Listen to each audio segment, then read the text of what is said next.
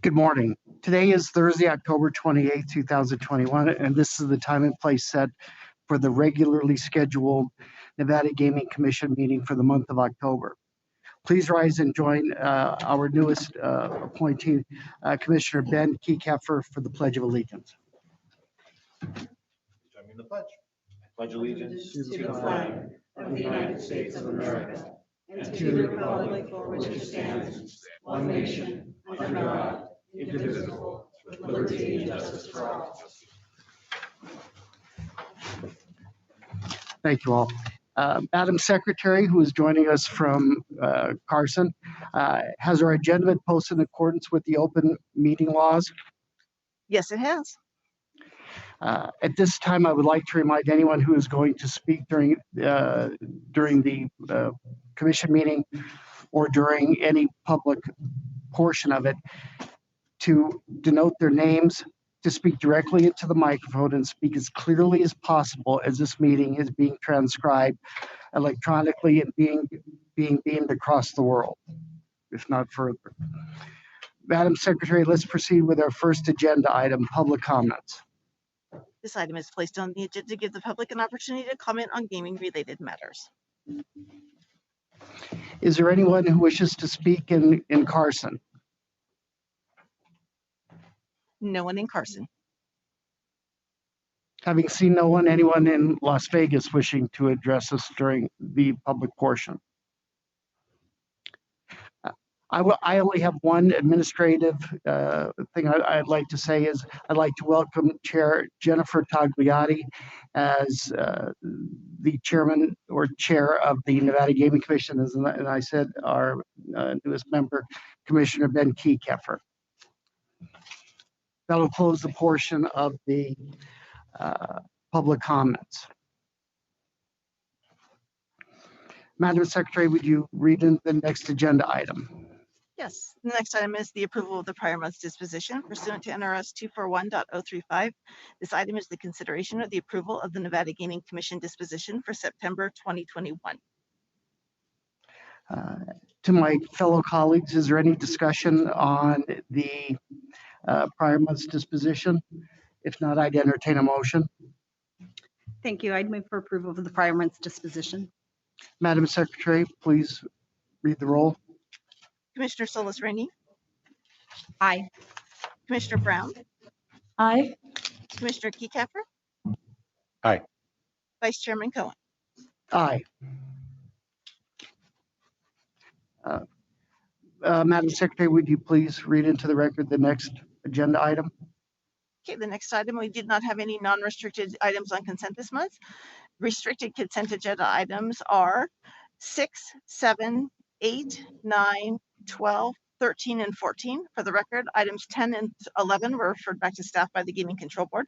The recommendation of the Gaming Control Board is for approval with the conditions as noted on the agenda. I believe we have a disclosure on these items.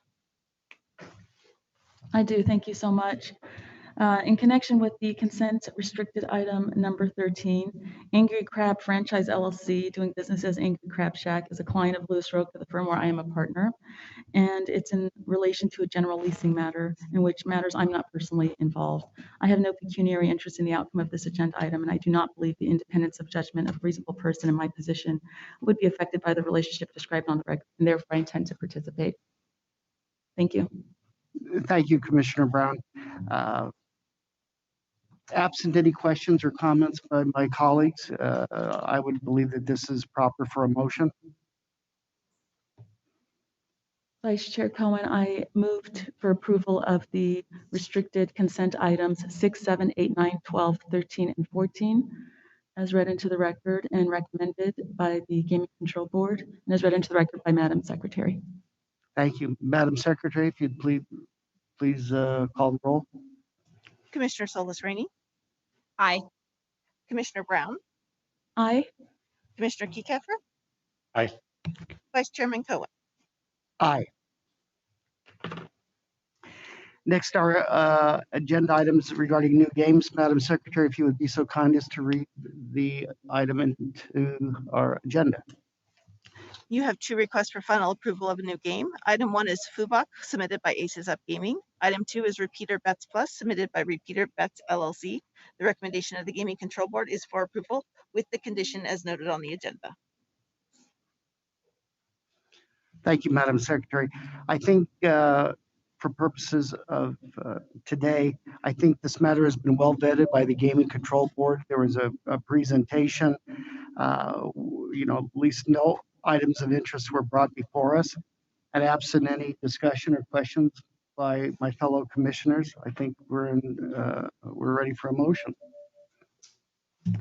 Thank you, Vice Chair Cohen. I move for approval of the new games Fubak and Repeater Bets Plus as read into the record by Madam Secretary, as recommended by the Gaming Control Board, and with the conditions set forth in the agenda.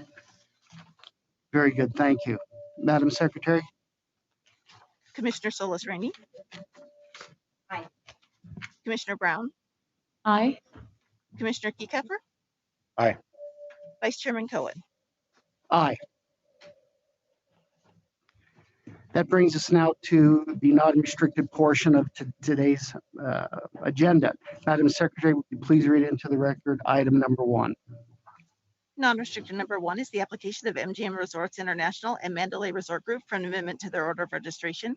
An application of MGM Resorts International for a finding of suitability as sole member of Mandalay Resort Group LLC. An application of Mandalay Resort Group to convert to a Nevada limited liability company, and an application of Mandalay Resort Group LLC for licensure as sole member and manager of Newcastle LLC, Ramparts LLC, Mandalay Bay LLC, and Park MGM LLC.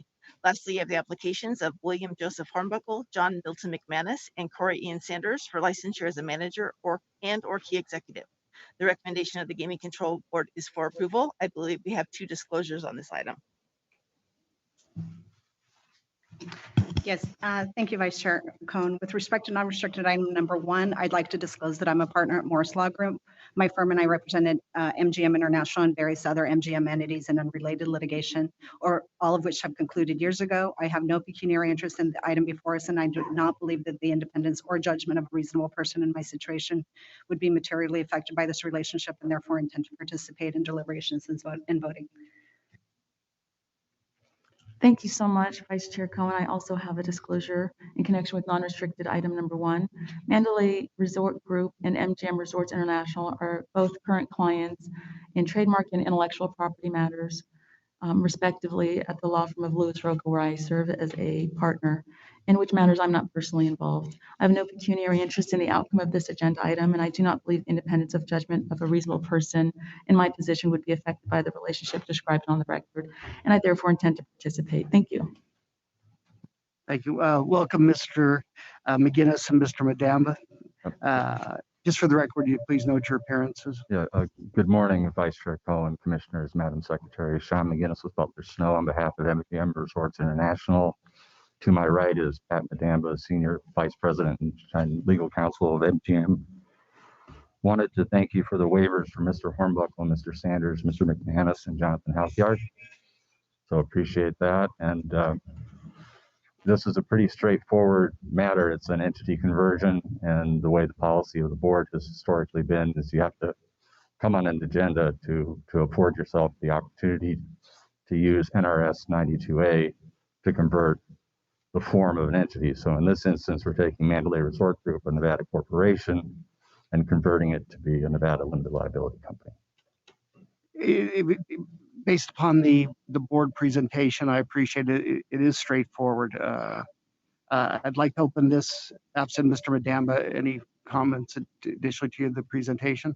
Nothing other than good morning, Vice Chair Cohen, members of the commission. Thank you. I'd like to open this up now to my colleagues for questions or comments. Just briefly, if I may, thank you for coming today. Welcome.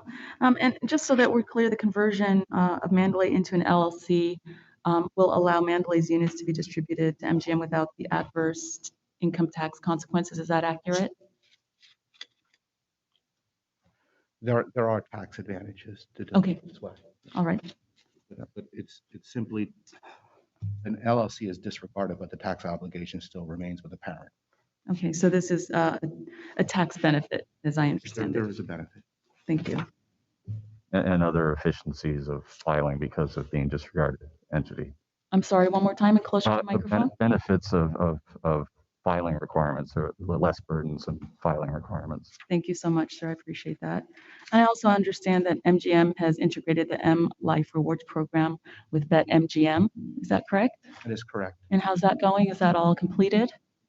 We're doing it in steps. Moment if you become a BetMGM a member, you also become an M Life member and what have you. We exchange certain information.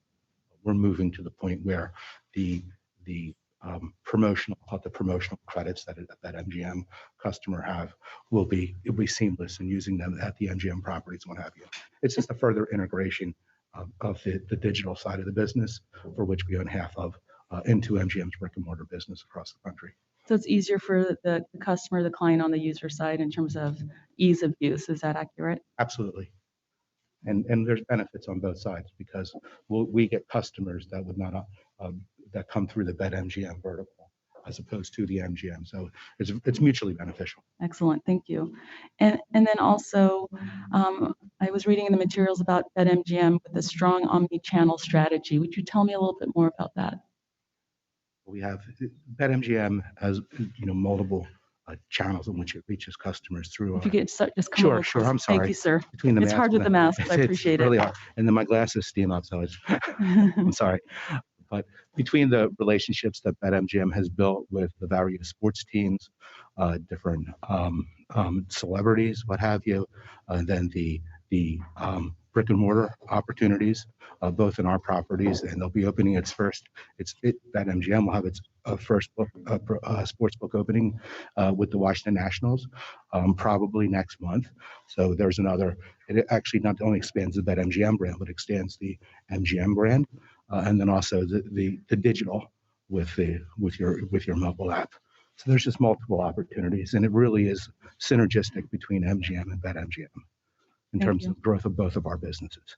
And just can you tell me generally how's business right now? I mean, I see what's going on this trip. We just had the EDC, and I see numbers look beautiful. But just in your perspective, how's business, and anything you'd like to report to us generally? Sure. Well, given we're a public company, I need to be careful on a public record. But I'm sorry. Being those that we're a public company, I need to be can't make forward-looking statements and what have you. I'll simply say to you, business is very good.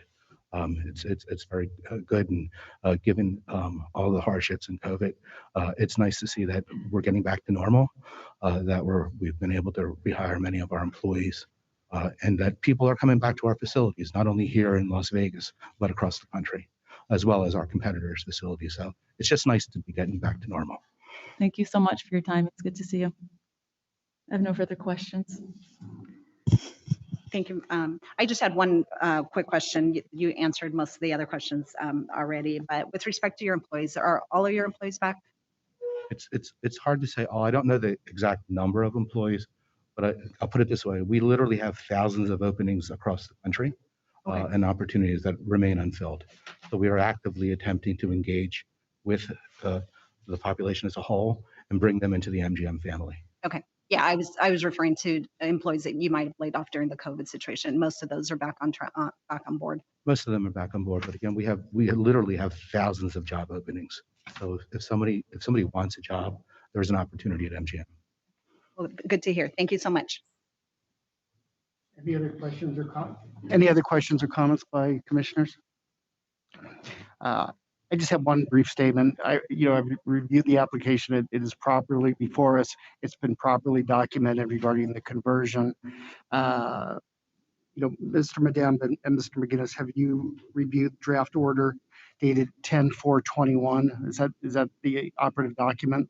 Yes, draft 2 dated 10/4/21. Yes. And that'll be the 52nd revised order of registration? Correct. Yeah, that's acceptable. What it really does is it adds LLC behind Mandalay Resort Group. So effectively, that's the only change that we have in it. It's acceptable. Thank you, sir. With that, I think we can have a motion. Sure. Thank you, Vice Chair. I would move for approval of non-restricted item number 1 as read into the record by Madam Secretary, as written by the Gaming Control Board and pursuant to the 52nd Order of Registration dated October 4th, draft 2 of the 52nd Order of Registration dated October 4th, 2021.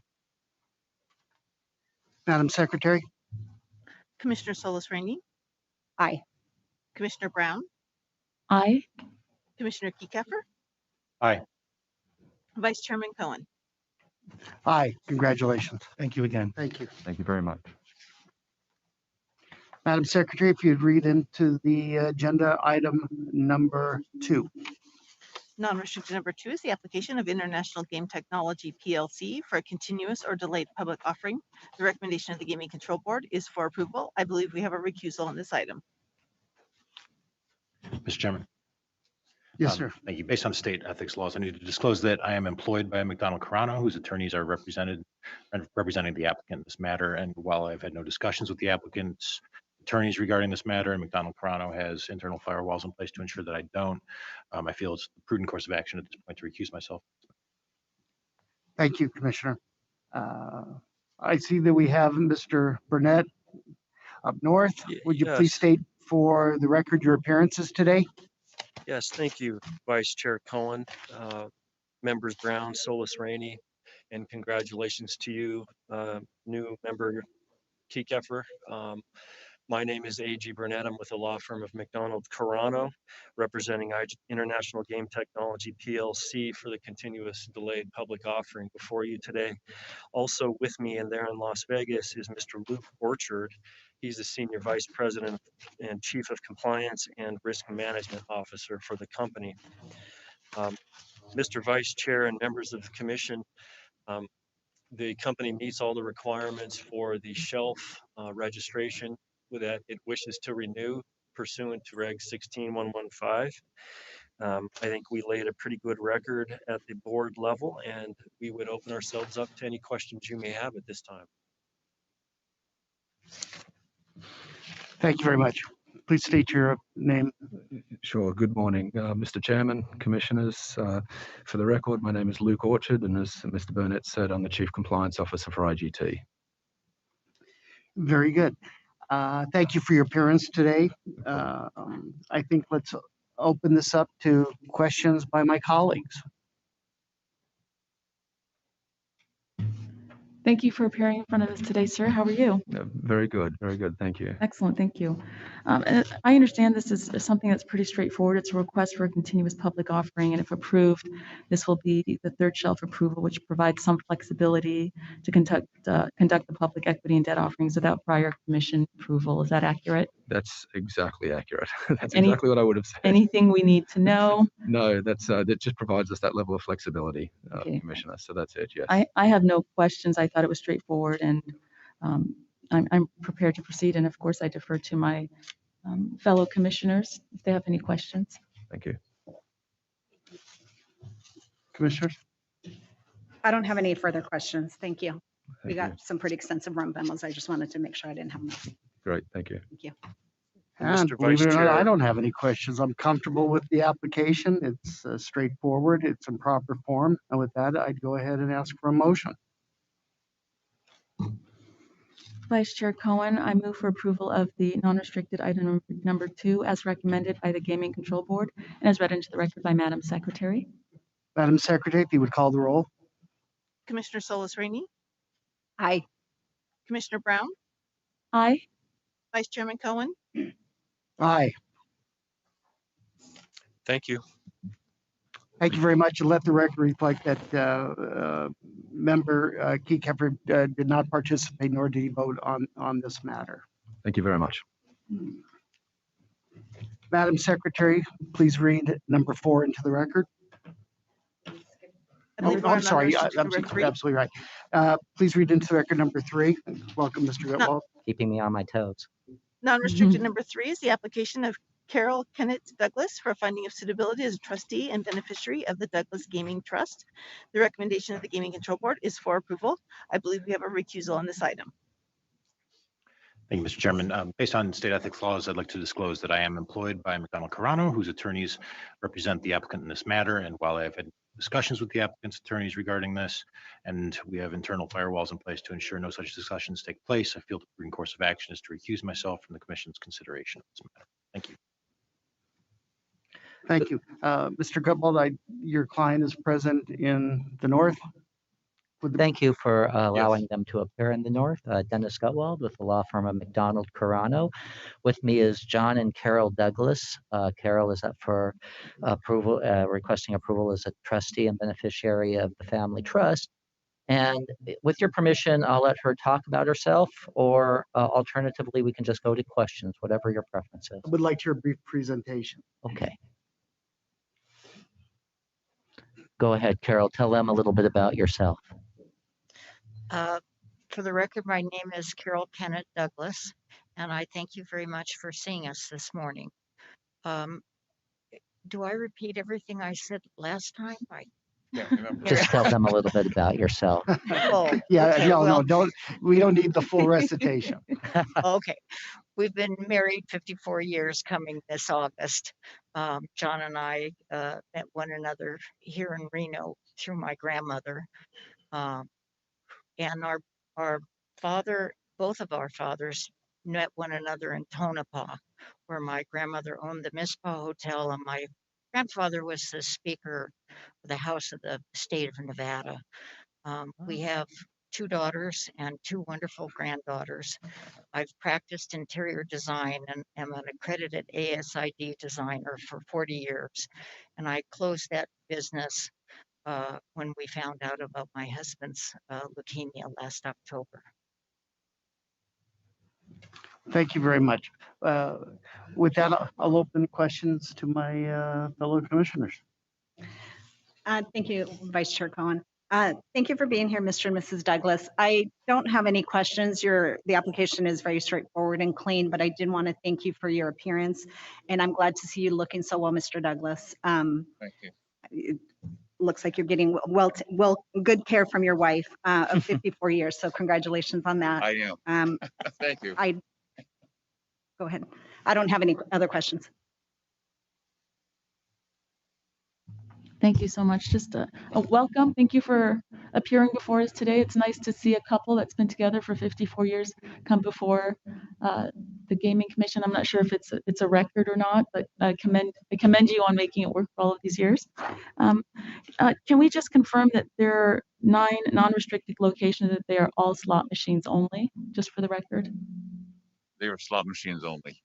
Okay, thank you. That's correct. And I have nothing further, and I'm prepared to support this application. I see no issues or areas of concern. Absent any other questions or comments, I would appreciate a motion. Thank you. I would move for approval of non-restricted item number 3 as read into the record by Madam Secretary and recommended by the Gaming Control.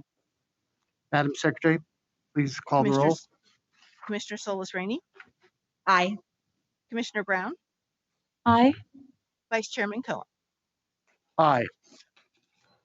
Thank you, and a special thanks to Senior Agent Messberg for working with us so well. He made it a joy. Thank you all, and let the record reflect that Commissioner Kekeffer did not participate, nor did he vote in the motion and vote. Thank you. Thank you. Madam Secretary, if you would be so kind as to read item non-restricted 4 into the record. Non-restricted number 4 is the application of Little Bonanza Inc. for a transfer of interest and the applications of the Ryan L. Shelter Irrevocable Gaming Trust for registration as a holding company and licensure as a shareholder. Lastly, of the applications of Brian Lewis Shelter for a finding of suitability as trustee and beneficiary of the Ryan L. Shelter Irrevocable Gaming Trust and licensure as a director of Little Bonanza Inc. The recommendation of the Gaming Control Board is for approval. I believe we have a recusal on this item. Thank you, Mr. Chairman. For the last time today, based on state ethics laws, I need to disclose that I am employed by McDonald Carano, whose attorneys represent the applicant in this matter. And while I've had no discussions with those attorneys regarding this issue, and McDonald Carano has firewalls in place to ensure that no such discussions take place, I feel that the prudent course at this point is to recuse myself from the Commission's consideration of this matter. Thank you, Commissioner. Would you please state your appearances? Yes, good morning. For the record, Kelsey Panu with McDonald Chrono. I'm here on behalf of Little Bonanza Inc., DBA Bonanza Casino. Good morning, Vice Chairman Cohen, Commissioner Solis Rainey, and welcome Commissioner Kekeffer. It's an honor and a pleasure to be before you this morning. Thank you for allowing us to appear from Carson City. With me this morning to my left is the applicant, Mr. Ryan Sheltra. By way of introduction, Mr. Sheltra is the general manager of the Little Bonanza. I believe the commissioners may have watched the Gaming Control Board meeting or have the transcript with them. So with that, we'll keep this brief. We're here today to respectfully request the approval of the items as read into the record by Madam Secretary. The applications before you are pretty straightforward. The applications are in furtherance of family planning of Russell Sheltra, the applicant's father. If you approve these applications today, the proposed transfer of 6% interest in the Little Bonanza will result in Russell's trust owning a 94% interest and Ryan's trust owning a 6% interest in the Little Bonanza. From an operational standpoint, nothing will be changing with the Bonanza. With that, we would like to recognize and thank Agent Aubrey Wilson for her work on the applications. She was very professional, thorough, and an absolute pleasure to work with. And finally, with that, with your permission, we would like to open the floor to any questions the commissioners may have, or alternatively, if you prefer, the applicant can introduce himself and maybe say a few words for the record. Thank you.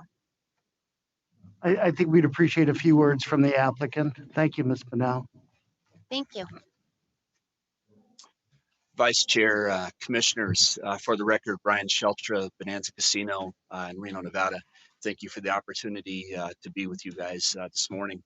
I am a 29-year veteran of the gaming industry, first graduating from UNLV's hospitality program in 1993. Early on in my career, worked for Caesars. Last stop was up in Caesars Tahoe before I joined my family business that was started by my father. I joined it in 2000. My father started Bonanza Casino in 1973. Its current capacity of gaming and our license goes back to 1976. So we are about to start our 49th year of operation. Very excited about that.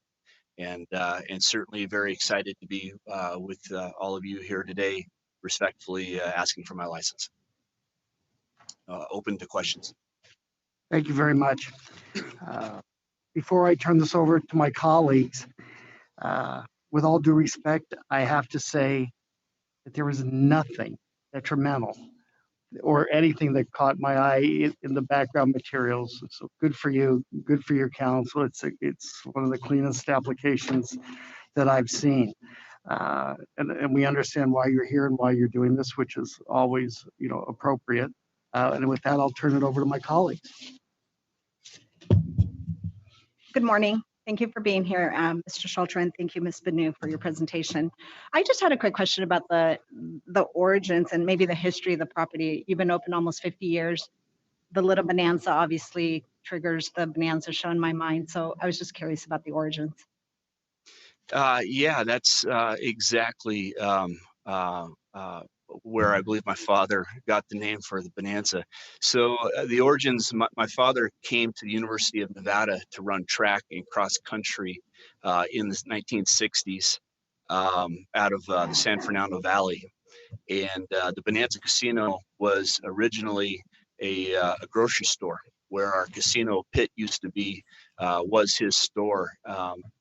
And it was owned by a gentleman that his family has appeared before you guys many times, the Baldwin family. And my father, way back when, as he was working for Baldwin in that grocery store, getting ready to be a school teacher for, of all things, Sparks High School, a PE teacher, realized that he was making more money in business than he would have been as a teacher. So he shifted his degree at the University of Nevada way back when, spent a few extra years, came out in business, took over the grocery store, and there was some gaming. And this is, back in the early 70s, 73, 74. Gaming next door. They merged the businesses. He turned it into a casino, and we've been off and running since. I don't mean to be long-winded, but I was the director of casino marketing at Caesars Tahoe. The year is now 2000. Actually, it was 1999. Caesars Tahoe team had been recruited to open the Aladdin. I was offered a senior position to run the casino marketing department of the Aladdin by the president, who at the time was our GM or former GM at Caesars Tahoe. My wife was offered a position. I was getting ready to go. And my father pulled me in, and he said, "Son, I'm gonna sell this place or retire, but one way or the other, I'm getting out." I would like to say it's been, I think we're almost at our 22nd year, and he's not quite out. So the family business is is strong. We have a third generation already working up underneath us. The business is doing very, very well. We've come through COVID very sound. We're very supportive of all the board directives and the directives that have been sent to us from Governor Sisolak. We've hosted, and you probably read it in the minutes, we've hosted 3 COVID pods in conjunction with City of Reno Fire Department. I am a strong advocate of masks and vaccinations, and certainly doing everything we can to run the business the way it should be run. And I believe our employees and customers appreciate it. Thank you so much for that explanation. That's exactly what I was looking for. And I did want to thank you for your efforts in collaborating with the local fire departments. I think it's important for businesses to step up and take on that role. I remember during the board meeting, I think your father was celebrating his birthday in Hawaii. So I hope he had a wonderful birthday. And thank you. I'm He's sure watching again this morning from Maui. He's now 80 plus a few days, but thank you. Well, hey, I guess he's very comfortable in the hands that he's leaving the family business, and it sounds like you're doing a wonderful job. So thank you for continuing the legacy and for providing jobs for Nevadans and just doing a great job with it. Good luck on your upcoming 50th anniversary. Thank you, Commissioner. Commissioner Brown, any comments, questions? I have nothing to add. Thank you for the very thorough presentation, and congratulations on continuing the family legacy. I love to see that. Thank you. Having no further questions or comments from my colleagues, I think we're prepared for a motion. Thank you. Yes, I move for approval of non-restricted item number 4 as read into the record by Madam Secretary and recommended by the Game Control Board. Thank you. Madam Secretary, please call the roll. Commissioner Solis Rainey, Aye. Commissioner Brown, Aye. Vice Chairman Cohen. Aye. And let the record reflect again that Commissioner Kekeffer did not participate in the agenda item, nor did he participate in the vote. Thank you very much. Congratulations. Congratulations. Thank you. Thank you very much. Madam Secretary, if you'd be so kind as to call non-restricted agenda item number 5. Non-restricted number 5 is the application of Bally's Corporation for an amendment to their order of registration. Is also the applications of Bally's Corporation and Twin River Management Group, Inc. for the pledges as noted on the agenda. The recommendation of the Gaming Control Board is for approval. Good morning, Vice Chair Cohen, members of the Commission, Madam Secretary, members and staff of the board. Dan Reeser with Fenimore. And with me at the podium is a gaming industry veteran, Stephen Kapp, the company's Chief Financial Officer and Treasurer. We're appearing today on the application of Bally's Corporation to pledge the common stock of Twin River Management Group, Inc. in accordance with NRS 463510 and NGC Regulation 15510-1-3, and the application of Twin River Management Group to pledge the certificated membership interests of Premier Entertainment Tahoe LLC pursuant to NRS 4635733 and NGC Regulation 15140B. These pledges of equity interest are made in connection with the U.S. security agreement entered October 1st, 2021 with Deutsche Bank AG New York branch as collateral agent, and the associated custodial agreement with Wilmington Trust NA with its office here in Las Vegas. As the commission is aware from the record before the Nevada Gaming Control Board, the context of the financing transaction is Bally's recently closed acquisition of GameSys Group PLC. We'd like to thank Chief Liability and his staff for their professionalism and the expedited processing on the applications. And we particularly appreciate the work of Deputy Chief Teggio, Supervisor Abba, and Agent Crowley. We're pleased to submit the applications on the comprehensive record before the board and its recommendation of approval, or if the chair prefers, we have a brief affirmative presentation. In either instance, we welcome the opportunity to answer any questions that the commission may have. Thank you, Mr. Reeser. I think we would appreciate a very brief presentation. Very good, Vice Chair. On October 1st of this year, the company completed its acquisition of GameSys for $2.7 billion in cash and stock. GameSys is a United Kingdom headquartered online gaming company that primarily operates in the United Kingdom, the European Union, and Asia. Its only U.S. operations at current are in New Jersey, where it has a transactional vendor approval. As reflected in Mr. Kapp's testimony before the board, the acquisition is consistent with the company's omnichannel gaming strategy, and he'll be happy to answer any questions you may have on that topic. The financial arrangements for the GameSys transaction and debt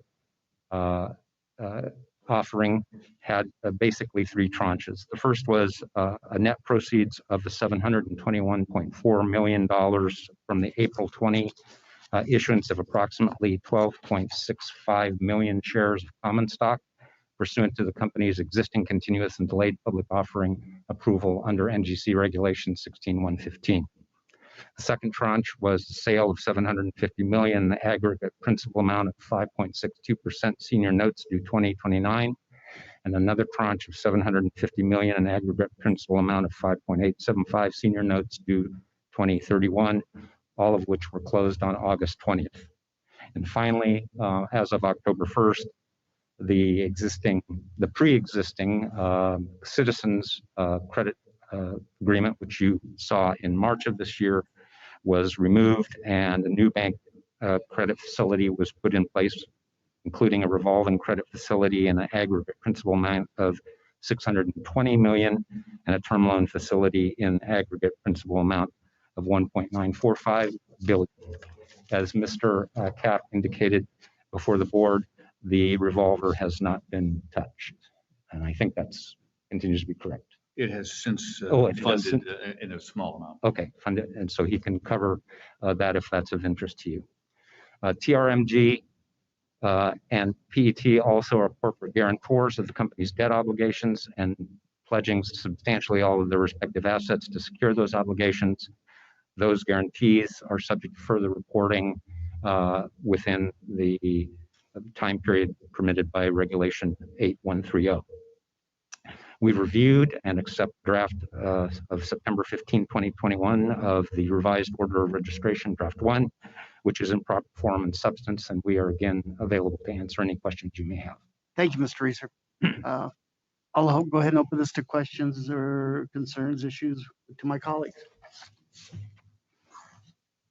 Good morning. How are you? Thank you for coming and appearing before us today. I appreciate your time very much. That was an excellent presentation.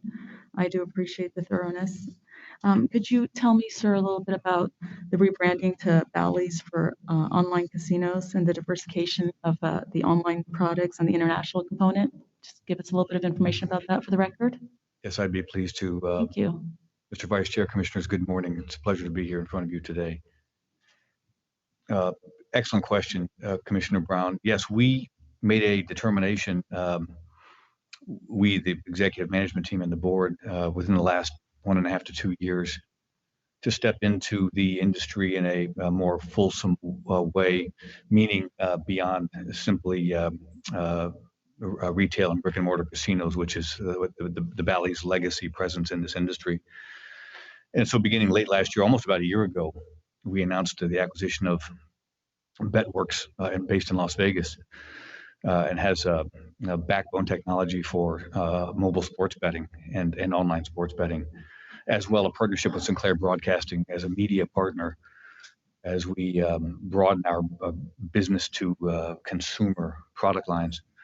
That was the beginning of the omni-channel approach of ours as we step into the ring, if you will, as a competitor on that basis.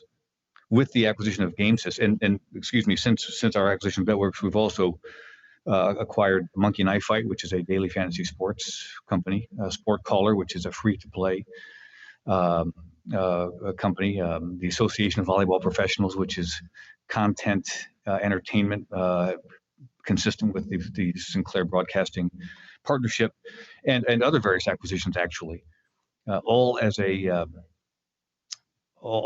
precursor to competing in an omni-channel way in this industry.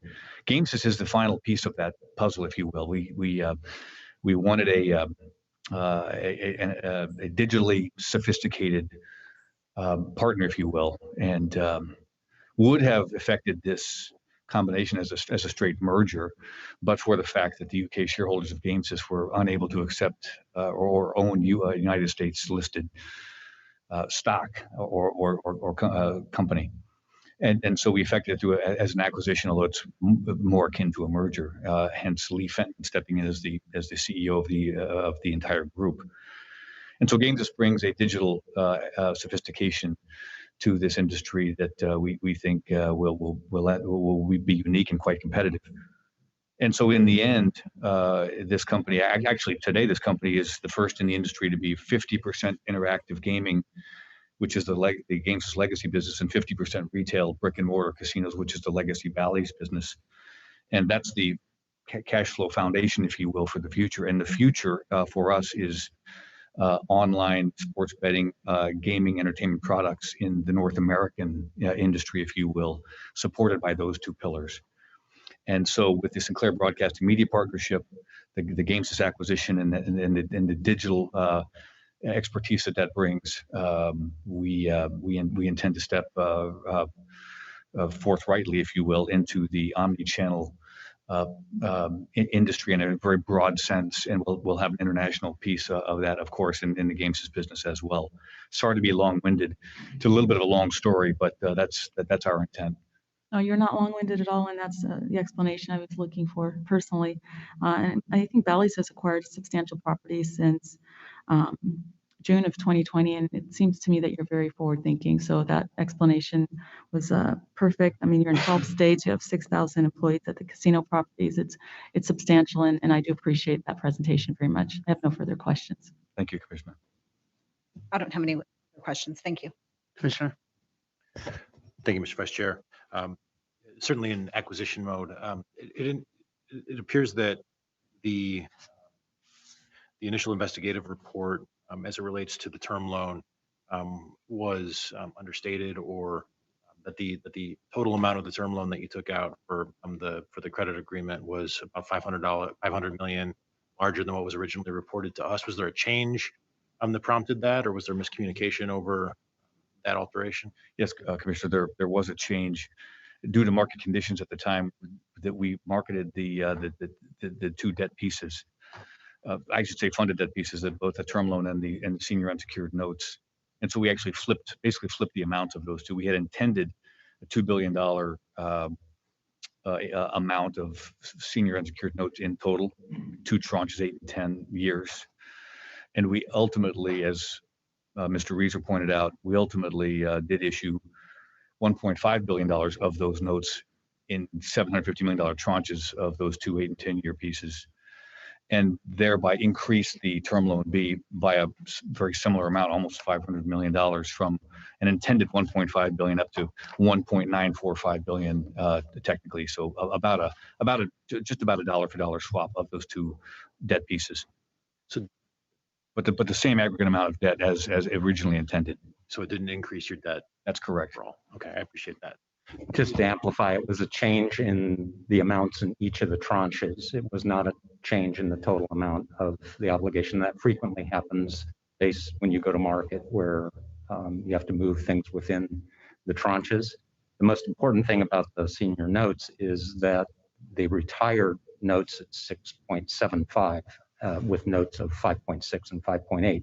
So a better rate of interest accrued to the company. Certainly appreciate that. My second question relates to your position in Nevada. Obviously, the acquisition of the Mont Bleu property, now Bally's Lake Tahoe, I believe, is was really sort of the first new entry back into Nevada as I see it. And with the pending negotiations on potential additional acquisitions down in Southern Nevada, I'm curious as to what you see your future is in the state. The Mont Bleu property is Bally's Lake Tahoe property is probably a small piece of your overall revenue stream right now, but it's a really significant piece in that market, South Lake Tahoe. And just curious about your sort of vision for that property. Excellent question, Commissioner Kiekefer. We are able and very excited participants in the Nevada gaming industry, as you can perhaps see from the acquisitions of both Mont Bleu and the intention of acquiring Tropicana Las Vegas as well, perhaps in the first or second quarter of 2022. Those are important strategic assets for us. Nevada is, of course, the industry leader in gaming entertainment, and hence our acquisition of Mont Bleu in the first place. We do intend to rebrand, or in the process of rebranding Mont Bleu to Bally's, as with the rest of the portfolio, except for the Hard Rock Biloxi in Biloxi, Mississippi, because of a licensing issue there. Although that could also happen over time as well. But of course, there's some construction going on adjacent to our facility, which we're very excited about, and intend to leverage what we believe will be a higher potential customer flow of citizens through there.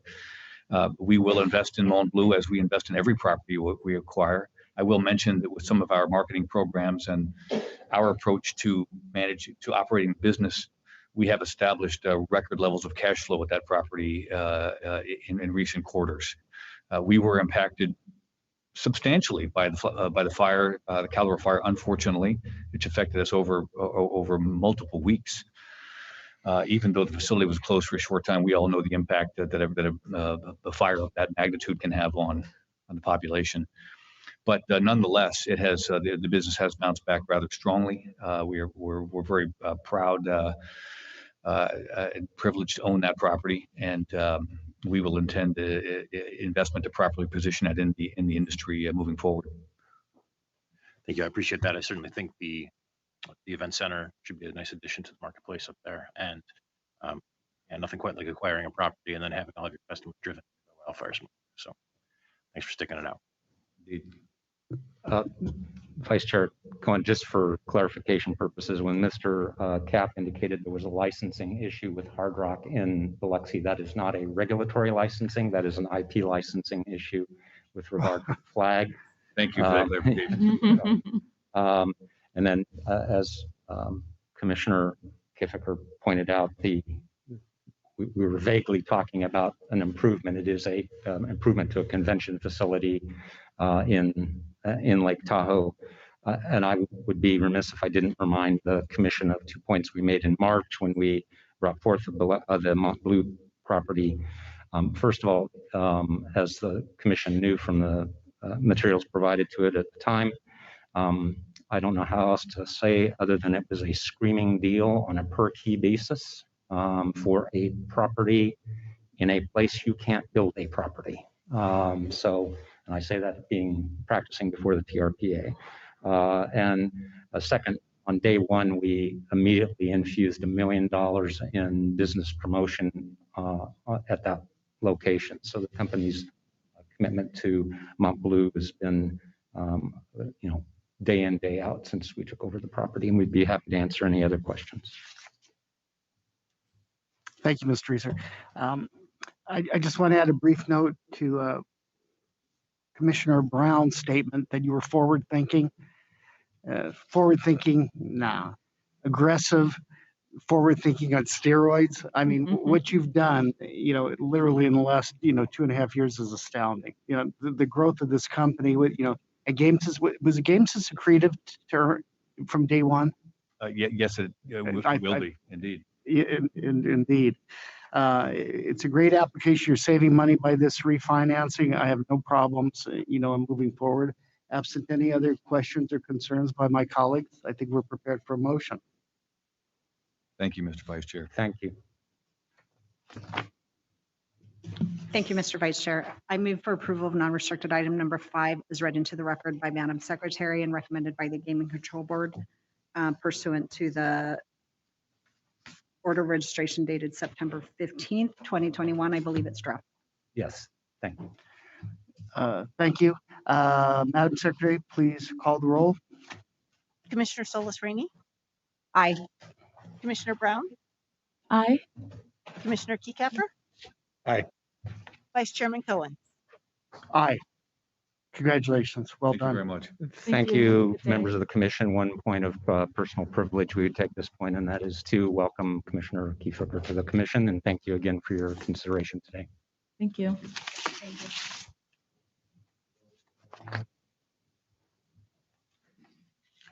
Madam Secretary, please read into the record item number 6. Non-restricted number 6 is the application of Harry Coleman Haggerty III for licensure as an officer of Galaxy Gaming, Inc. The recommendation of the Gaming Control Board is for approval. Welcome, Mr. Haggerty. Welcome, Mr. Sheriff. Good morning, Vice Chair Cohen, Commissioner Brown, Commissioner Solis Rainey, and Senator, now Commissioner Keycapper, welcome. Good morning, members of the board and Madam Secretary. For the record, Scott Scherer of Brownstein Hyatt Farber Schreck appearing on behalf of the applicants, Galaxy Gaming and Harry Haggerty. To my right is Mr. Haggerty. With your indulgence, Mr. Vice Chair, I have a very brief affirmative presentation, and I'd like to ask Mr. Haggerty to tell you a little bit about himself. Thank you. Please proceed. Thank you, Mr. Vice Chair. This is Mr. Haggerty's first time standing in front of you in Nevada. It is not, however, his first time being licensed. He's been licensed in other jurisdictions. He's a veteran of the gaming industry, and he has applied 5 times now in Nevada. This is his 5th application. As you may know, as an officer, a key employee, he may work while his license application is pending. And so on each of the previous occasions, his applications were actually not investigated before he moved on to other positions within the industry. So this is the first time he's actually been through the full investigation and standing in front of the board and commission for licensing. So he is happy to do so, and I'll let him expand more on that. There was one area of concern we know, and I'd like to address that. That was that this particular application was filed untimely. And that resulted from a change in compliance officers and a mix-up with Mr. Haggerty believing that the application had been filed when in fact it had not. And he had in fact completed the forms, but simply the application had not been filed with the Gaming Control Board. He did not consider that unusual because, as I stated on the 4 previous occasions when he filed applications, he never got to the stage of actually being investigated. So it did not seem unusual to him based on his history with the Gaming Control Board. And so it was not until some time later that it was brought to his attention that his application had not been filed. And at that time, he then promptly filed the application. So with that, I'd like to turn it over to Mr. Haggerty to tell you more about himself and his particular history prior to and in the industry. And then we'd be happy to answer any questions. Thank you, Mr. Scherer. Go ahead, Mr. Haggerty. Good morning, Vice Chair Cohen, Commissioners, Madam Secretary Harry Haggerty. I'm the Chief Financial Officer, Treasurer, and Secretary for Galaxy Gaming. It's a pleasure to appear here before you, and especially given the history that Mr. Scherer had noted. I'll try to summarize 25 years of exposure to the gaming industry in a few sentences. I started as an investment banker and in 1994 started covering companies in the hotel and casino sector. I joined a new firm, and that night first day I was invited to a dinner with a research analyst who covered the casinos and said he had some clients in. That research analyst was Jim Murrin, and Jim and I built the business covering casinos and hotels. And then Jim in 1998 came out here to be CFO of what was then MGM Grand, just the green building at the Tropicana on the Strip. You know the history there. I came out here in 2002 to to be CFO of Park Place Entertainment, which changed its name to Caesars. I then went to Global Cash Access, and we took that company public in 2005. I left there in 2007, served on some boards, and then rejoined my GCA colleagues at Sightline Payments in 2011. Worked there to build a method of funding casino gaming without cash.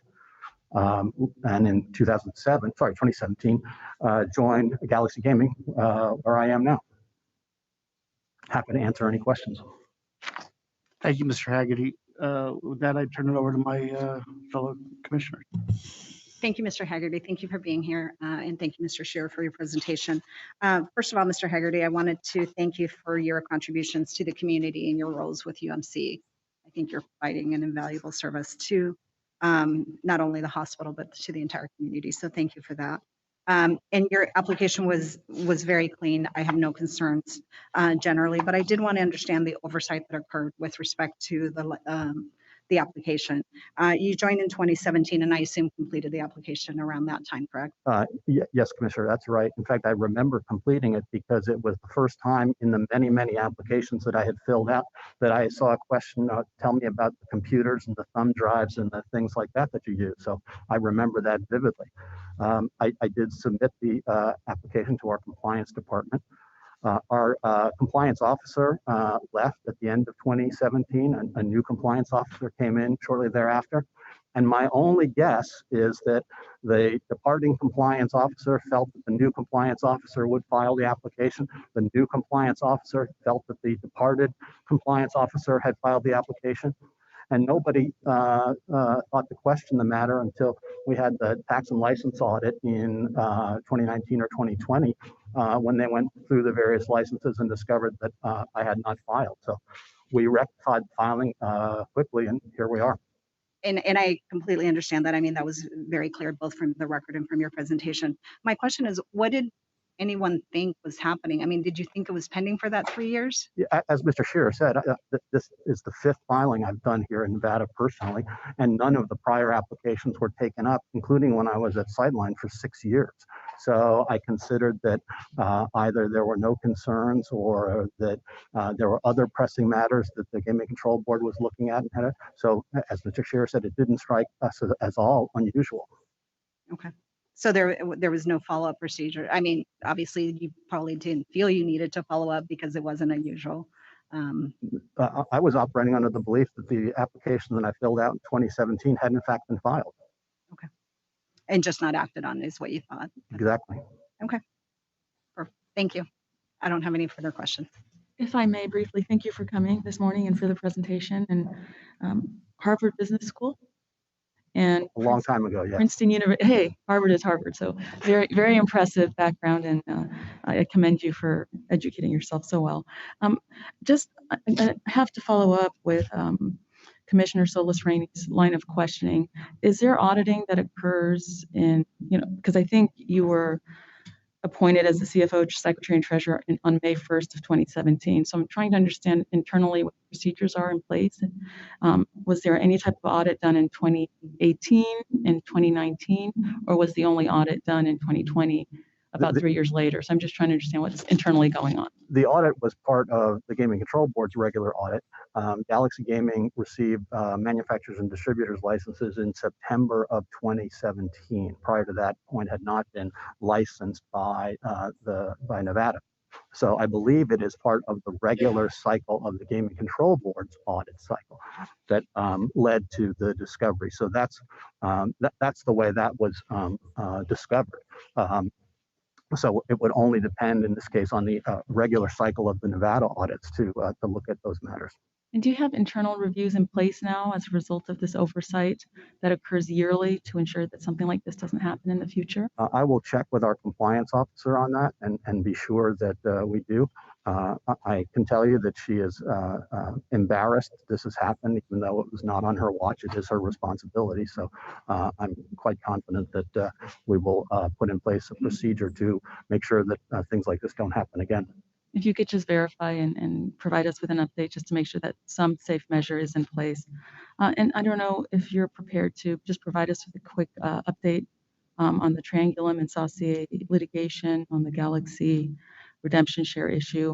Can you tell me just briefly what's the status of that litigation? Is there a trial date? Is there a dispositive motion deadline, just generally? Yes, we announced about 2 weeks ago that we had reached a settlement agreement with Triangulum and Saucier, where we would pay them $39.1 million plus interest accrued at 2% from May 6th of this year. We're out in the markets raising the money to do that. I feel confident that we will have that transaction completed by the stated deadline, which is December 31st of this year, and then all of that will have been behind us. I'm pleased to hear that. I recall my very first day as a commissioner, the Saucier matter came before us, and I thought it'd be a difficult task at hand, and it surely was in terms of the decision we came to. But I'm happy to hear that there's a resolution and you're looking forward. Thank you. Thank you for Want to your get this time. behind us. Thank you. I have no further questions. One follow-up, because I was part of the Saucier matter. You said interest from May of this year, or is it May of the end of the note? So we issued to Triangulum a promissory note when we redeemed the stock, very much modeled along the lines of the Wynn Okada note, where it's a 10-year maturity with a 2% coupon. We issued that note in May of 2019. We have paid that 2% interest annually in 2020 and then again in 21. So what remains is to pay the interest that has accrued since the last payment date, which was May of this year. Okay, and there's no present value of the remaining coupon interest rates for the balance? It is the principal amount of 39.1 plus accrued interest from May 6th of this year. And I know this came out at the board level, but I just want to make sure this will end the Saucier saga, correct? Yes, it will. Absent any other questions or comments by my fellow commissioners, I think we're prepared for a motion. I'm prepared, Vice Chair, to move for approval of non-restricted item number 6 as recommended by the Gaming Control Board and is read into the record by Madam Secretary. Thank you very much. Madam Secretary, please call the roll. Commissioner Solis Rainey, Aye. Commissioner Brown, Aye. Commissioner Kekeffer, Aye. Vice Chairman Cohen. Aye. Congratulations. Thank you very much. Thank you very much. Good luck. Thank you, and thank you also to Agent Thompson. She's a pleasure to work with, always is. So we appreciate her. Thank you. Have a good day. Madam Secretary, let's proceed to calling non-restricted number 7. Non-restricted number 7 is the application of Deron James Hunsberger for licensure as an officer of Ainsworth Game Technology, Inc. The recommendation of the Gaming Control Board is for approval. My office did receive a request from the company that this item be continued to the November meeting of the Nevada Gaming Commission as Mr. Hunsberger was unable to attend today. Based upon that, this matter will be continued to the November agenda. That concludes our non-restricted agenda for today. Unless anybody needs to take a break, we can proceed with restricted item number 1. We good? I'm good, thank you. Everybody good? Ready. Madam Secretary, please read into the record restricted item number 1. Restricted number 1 are the applications of Ms. Lola's Spirits and Gaming 10 LLC doing business as Ms. Lola's for restricted gaming license and Ms. Lola's Holding LLC for licensure as sole member and manager. The recommendation of the Gaming Control Board is for approval with the condition as noted on the agenda. Thank you very much. Please state your appearances. Good morning, Vice Chair Cohen, members of the Commission, Madam Secretary. For the record, my name is John Maloney. I'm outside gaming counsel for Ms. Lola's. To my left are the applicants, Jackie and Phil Bracamonte. Vice Chair, if I may, I'd like to make some comments about the area of concern that came up during the investigation and was discussed at the Nevada Gaming Control Board meeting. I think that would be appropriate. That would be great. Thank you. I want to first state, as I stated before the Gaming Control Board, I'm not going to stand here today and make any excuses for the non-disclosure other than it was an oversight. It should have never happened. By way of background, in 2008, The Bracamontes were operating at FBO, a fixed-based operation at Lindbergh Field in San Diego. They sold that business. They'd operated it for many, many, many years. In 2008, they moved to Henderson, Nevada. In 2011, around September of 11, the Franchise Tax Board in California said that we're going to do an audit on you because we believe that you're residents of California and you owe a tax on the sale. Okay. The Bracamontes cooperated with the Franchise Tax Board, and in January of 13, a position letter came out. Okay, that stated, we believe you owe the tax. Between 2013 and 2016, a lot of time passed and a lot of going back and forth and negotiating. They finally entered into like what you call a settlement bureau, where the Franchise Tax Board actually offered to significantly reduce the tax by as much as, in some cases, half. The Bracamontes said, no, thank you. We don't believe we owe any tax because we were residents of Nevada. They filed an appeal with the Office of Tax Appeal, and the final decision came down in March of 2021 that, in fact, the Bracamontes owe the tax, and the tax is ultimately paid. The issue that is concerning, and I appreciate the comments by Chair Gibson and the board, that this isn't a business license. This is a privileged gaming license. We don't cut and paste. We take every application. It's unique. It's a unique licensing event. We need to pay attention to it. That didn't happen. And so over the course of time, the initial disclosure should have taken place in 2011, at least a notification to staff that, hey, we're going through an audit by the Franchise Tax Board. We'll keep you posted. That didn't happen. 2013, the position letter comes out, and 4 licensing events after that, and that disclosure is not made. I will tell you, I've worked with the Bracamontes for over a decade. They're a pleasure to work with. They've invested hundreds of thousands of dollars into this, millions into the Southern Nevada market. They operate really good locations. They're highly thought of. They're highly regarded. They haven't had any licensing, events and problems. And so you ask yourself, well, why did this happen? And it was just lack of attention to detail, no intent to hide anything. I mean, it just wouldn't make any sense. It's a disclosure issue, but again, it's a serious issue, and we understand it's a serious issue, and we're prepared to answer any questions that we can on this issue today. Vice Chair Cohen, members of the commission. Thank you, Mr. Maloney. I want to say some introductory comments and concerns that I have before I turn it over to my colleagues, and I may come back. I am truly concerned with what is before us today. I was concerned in hearing this, in reading the background materials. I'm truly concerned about what I heard at the Gaming Control Board. I'm truly concerned by comments you sir, made at that. And I don't mean anything, fraudulent or misrepresentation, but I'm concerned. I'm concerned about statements that Mr. Bracamont made.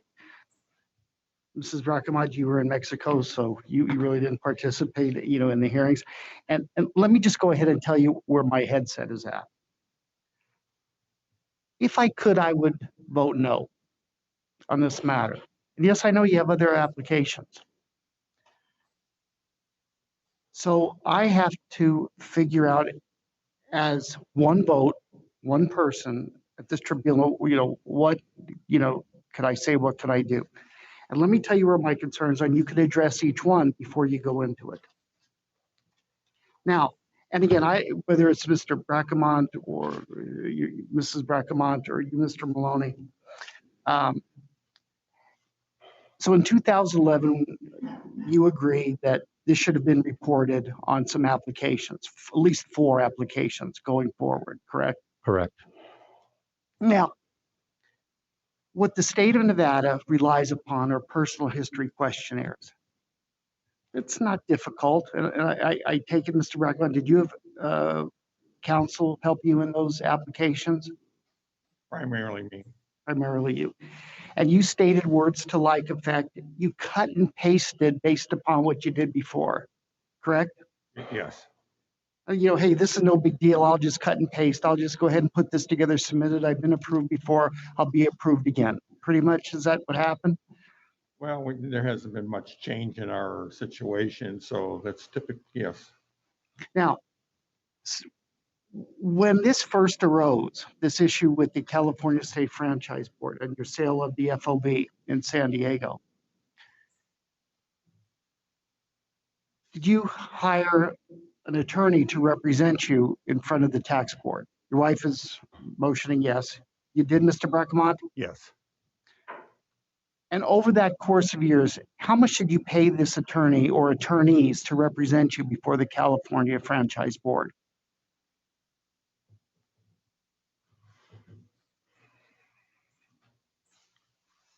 Probably at least 30,000.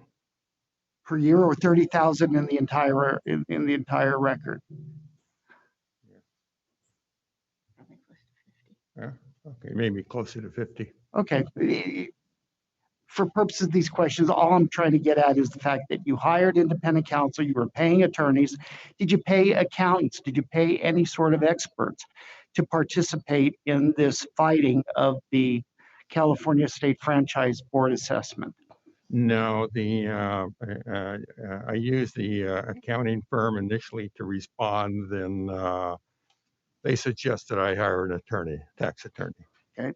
Now, since I don't have the record, and nor do my fellow commissioners have a record before us of what happened, did you ever sign any declarations, affidavits, or appear before the California State Licensing Board?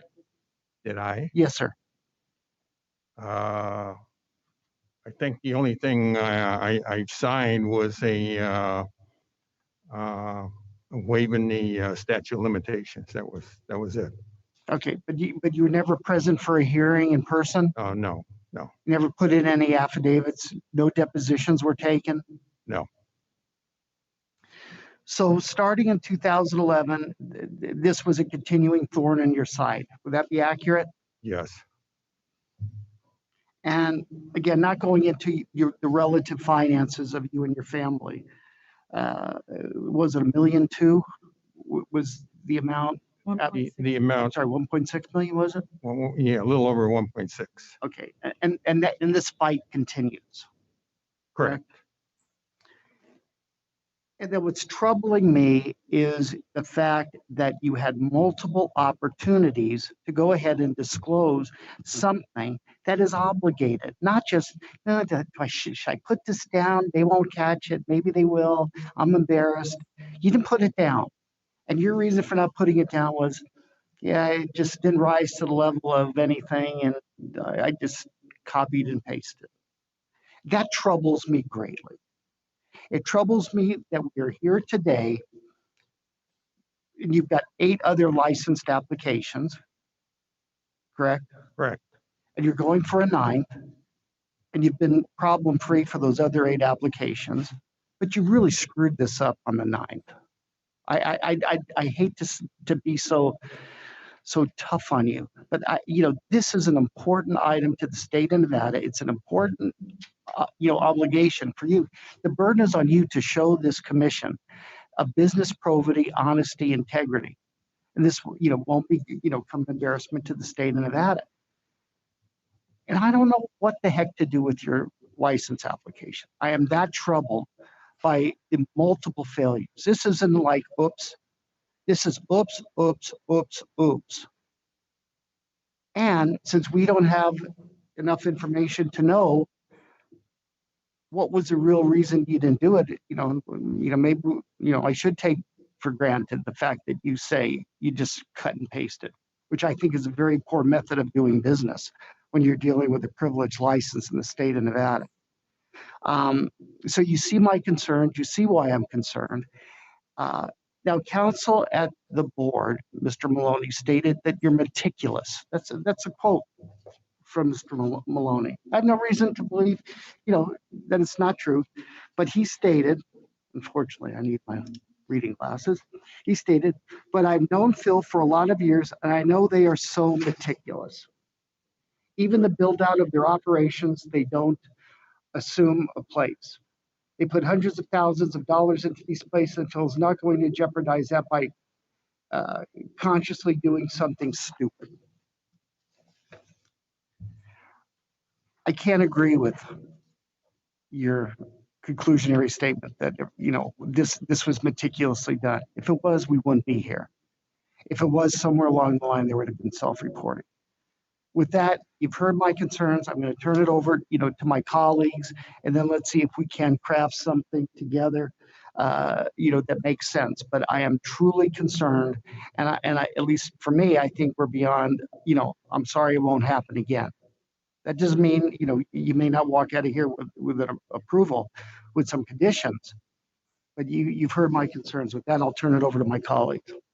Thank you. I just have some questions maybe to better understand what was occurring for you contemporaneously as you were filling out these applications. So I'm more concerned about what you're saying today to me, and you're under oath, basically. Do you understand that for both of you? Yes. Okay. So if you could just take me back a little bit. When you filled out the most recent application, was it you by yourself? Did you have counsel? And you say cut and paste. Was there actually cutting and pasting, or you were just looking at an old application as a point of reference? I'm just trying to understand your process and your thinking, just for the record, please. No, I'm responsible for the applications, and I basically take the previous one that's had been saved and you know, put the new address in, the dates, update the financials and the bank accounts.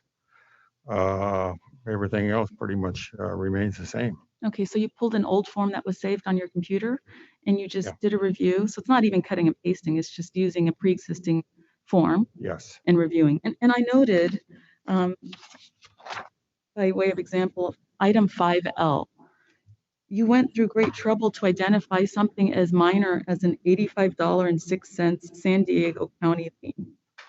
I mean, that to me shows me that in your course of dealing, you identify everything, whether it's large or small. Is that an accurate recitation of how you conduct your business? Yes. And that was a San Diego assessment that was paid on February 14th, 2006. Is that your recollection? That sounds about right. Okay. So just, and I also, above that, on line 5L, there's an IRS amount for $101,000 approximately. Do you remember that? Yeah, somewhat. Okay. And so in my view, based on your historical approach, you identify all things large and small that you believe are disclosable events. Is that accurate? Correct. Now, can you tell me, did you believe that this was a disclosable issue? At what time did you believe this is something that should have been disclosed? And I'm trying to understand your timeline. So I know that in March of 2021, the Office of the Appeals issued an opinion. Do you believe at that time it was something that should have been disclosed? I'm trying to get your thought process. When do you think it should have been disclosed? I should have disclosed it on this application for sure. Okay. And I know that you were notified in January of 2013 by the California Franchise Tax Board that they believed you owed the California state income tax on the July 18th, 2008 sale. Did you believe at that time that it was a disclosable issue? It should have been disclosed, yes. Okay.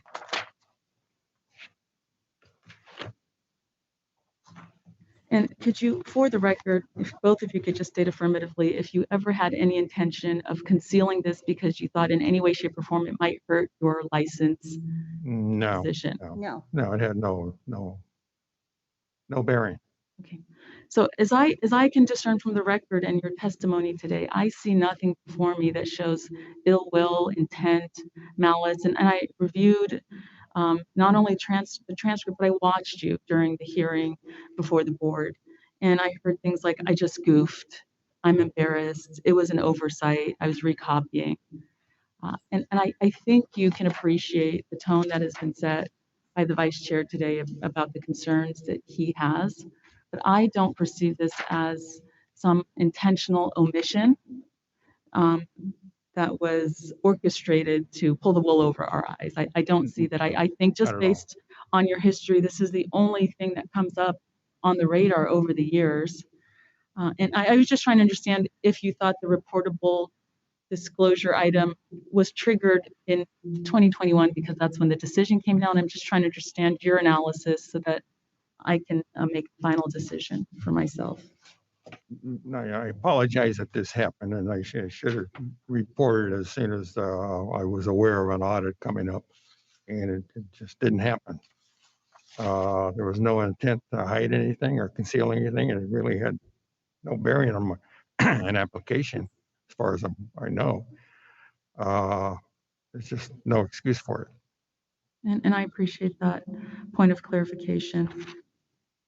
And how long did you wait to appeal? I think it's about, did you wait about 3 years to appeal the January 2013 notification?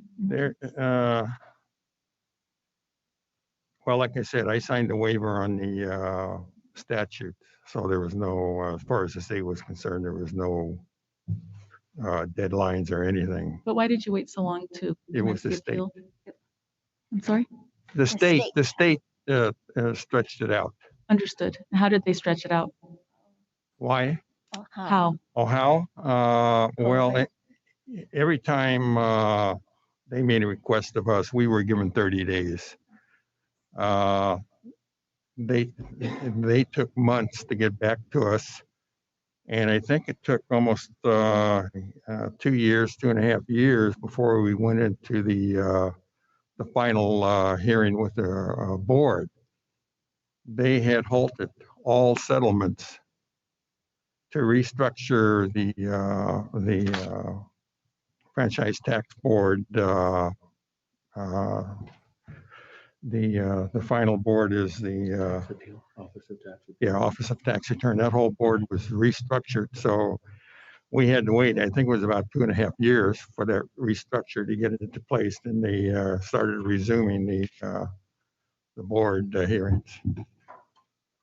But all the delays were really caused by the state. Okay, thank you for that clarification.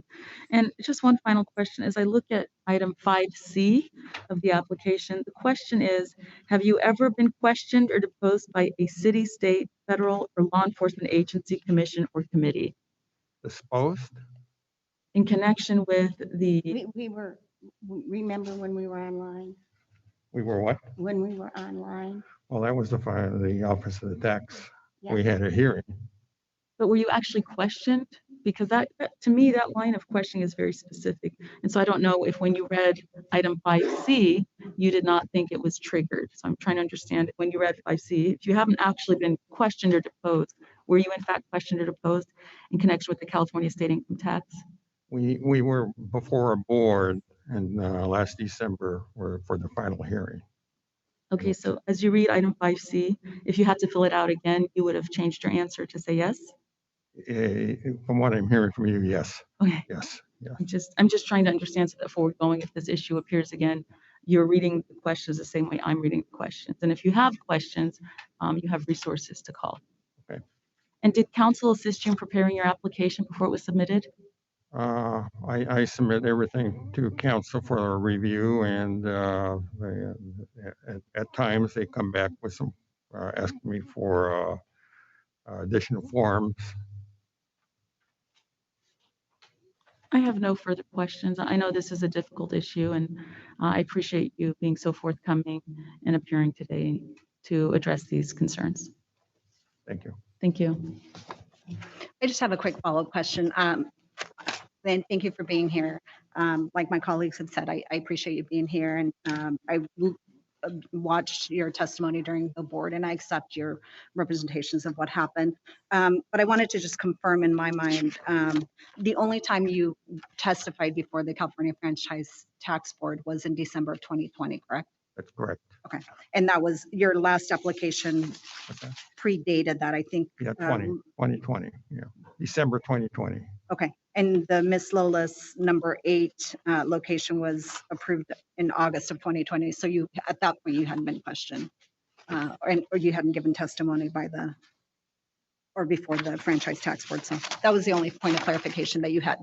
The timeline to me was clear from the record, and it looked like that was the only time you had an opportunity to actually go before the board. So I appreciate your you being here and your answers.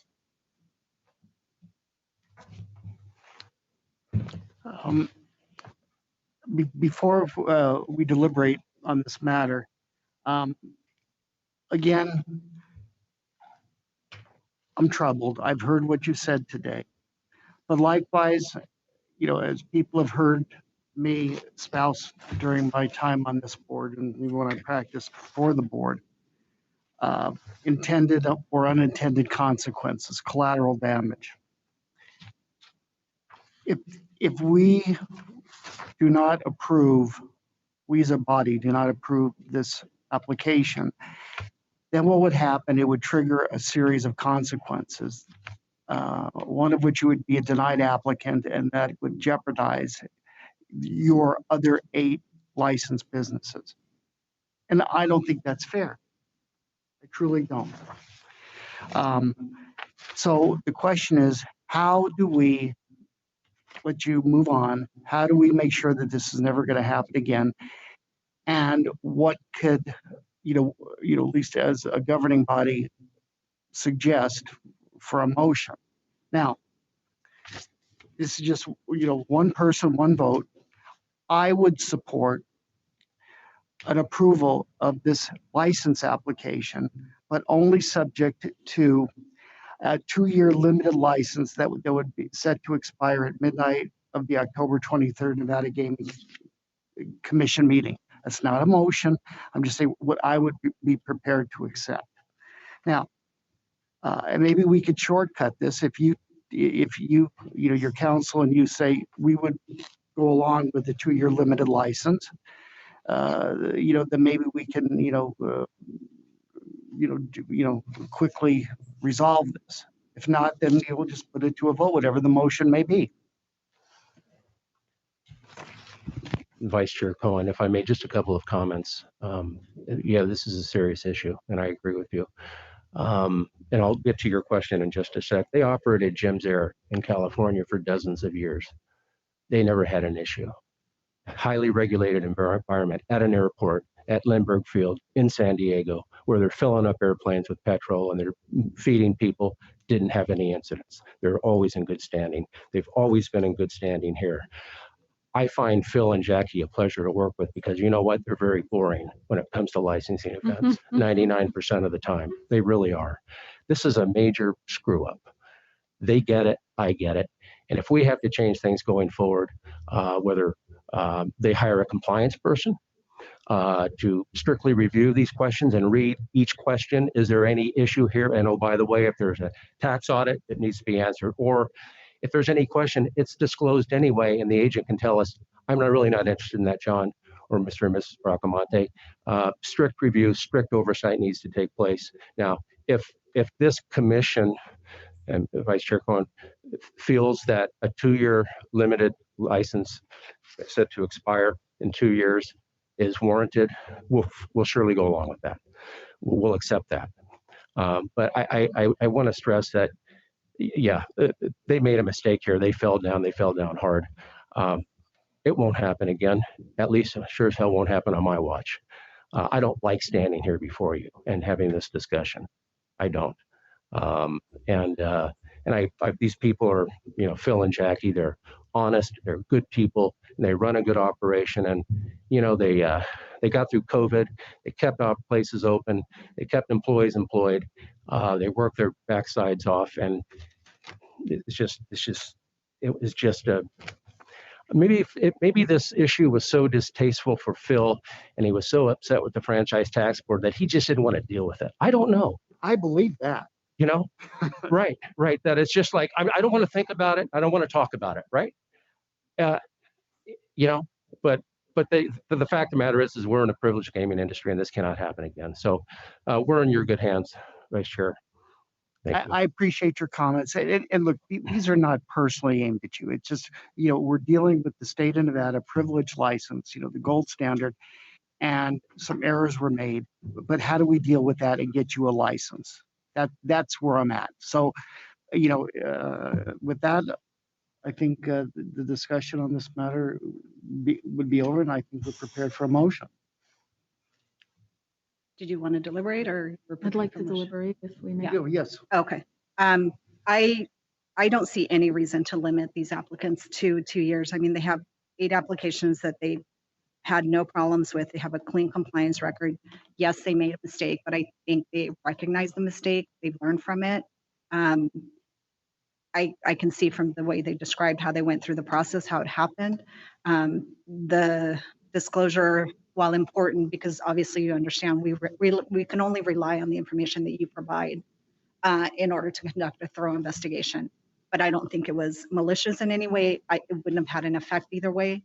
So in my mind, I don't see a need to limit these applicants to 2 years on this. I don't know that it accomplishes anything. I don't either. And just, I know you were being a little bit dramatic to say maybe he thought, I don't want to deal with this. I'm not talking about this. But I don't think that's the case unless he can tell me to the contrary, just based on what I can discern from the record and his disposition. I don't believe that's what happened. It's not going to happen again. I can assure you that, guarantee you that that won't happen again. Could I recommend maybe, because I know that you have different counsel that appeared in front of the Office of Tax Appeals for the state of California. You had Gregory Markov and Philip Jelsma. Yes. And it's my understanding that counsel that's with you today simply wasn't apprised and wasn't involved. It's likely not his area. So maybe before you submit another application in the future, to the extent you have counsel or CPAs that are involved in different areas that are compartmentalized, maybe you just send it out to them for a final review, because they might see something that you don't. But I don't envision that this will be an issue. You have a very clean history, not just with your work with Jim's Air Aviation Services, Inc., which is heavily regulated and guarded, as council's indicated. I do think this was an oversight. I don't think this was intentional. And I don't see the need for a tier limitation under the circumstances. I have no issues with the conditions that were recommended before the board. Those are separate and apart, but I'm prepared to support your application without any additional limitation for 2 years. Thank you, Mr. Vice Chair. The way I would see a limitation is that it would allow us to keep eyes on the operations of the facility, which don't have any problems. So I don't see the need for the limitation, because it doesn't address the actual failure, which was in the disclosure in the application process. So, I think it was incredibly sloppy, but I don't think it was ill-willed, and I'd be prepared to move forward with the application. And just to note for the record, had you made that disclosure, I don't think it would have jeopardized your license in any way. So that's why I don't see the nexus between the omission, which I think was inadvertent. It's material, and maybe it's the amount that's, giving us some pause. It's a substantial, almost $1.7 million at the end of the day. But if it were $58, would we be talking about this? Probably not to this level, but I don't think it was an intentional omission, and I'm prepared to support the application without further limitations. My last comment, assuming that I vote no on this, it is not directed, and it won't matter because you've heard the other commissioner speak. I'm voting no as the fact that the motion does not contain a 2-year limitation. This is not no as to you individually or the license. It's just the failure of what I believe to be a necessary requirement to see what happens with this tax issue in the next couple of years. And you may be for us again. But with that, I'll go ahead and accept the motion. Thank you, Vice Chair Cohen. I move for approval of restricted item number 1 as read into the record by Madam Secretary, and with only the conditions recommended by the Game Control Board, which pertain to surveillance and the key employee application. Madam Secretary, please call the roll. Commissioner Solis Rainey. Aye. Commissioner Brown. Aye. Commissioner Kekeffer. Aye. Vice Chairman Cohen. No. The application is approved. Thank you very much. And we Thank you, and I apologize that that happened. Won't happen again. Thank you. Best of luck. Thank you and Thank your you. counsel. Have a good day. Madam Secretary, can we take 10 minutes? 5. Let's take a 10-minute break. Okay.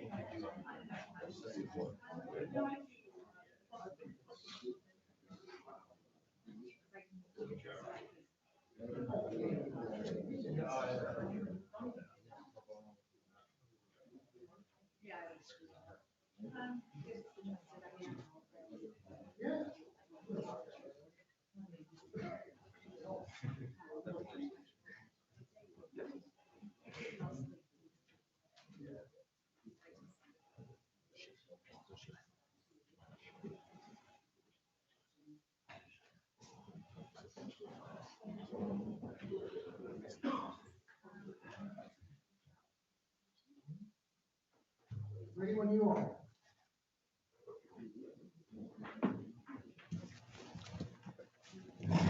Thank you. The session is now resumed.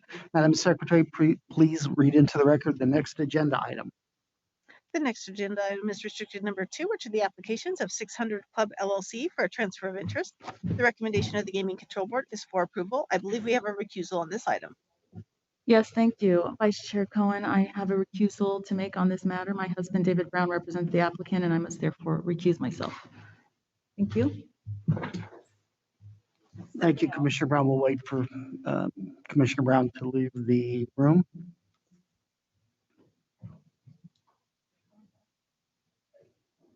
Mr. Brown, nice to see you. Please state your appearance and your clients. David Brown. With me today is Mr. Martinez, Mr. Grates, and Mr. Jameson. We come before you again apologizing for the actions that occurred before in the spirit of the transaction. I hope you all understand that their hearts were in the right place, but legally they didn't do things the proper way. Every one of them understands the error. They all regret it happened the way it did. I know we outlined the exigent circumstances, and they recognize they acted a little too hastily in the transfer, and we're happy to answer any questions any of you might have. Thank you, Mr. Brown. I'm going to turn this matter over to my colleagues for questions and areas of concern. Commissioner Keykeeper. Thank you, Mr. Vice Chair.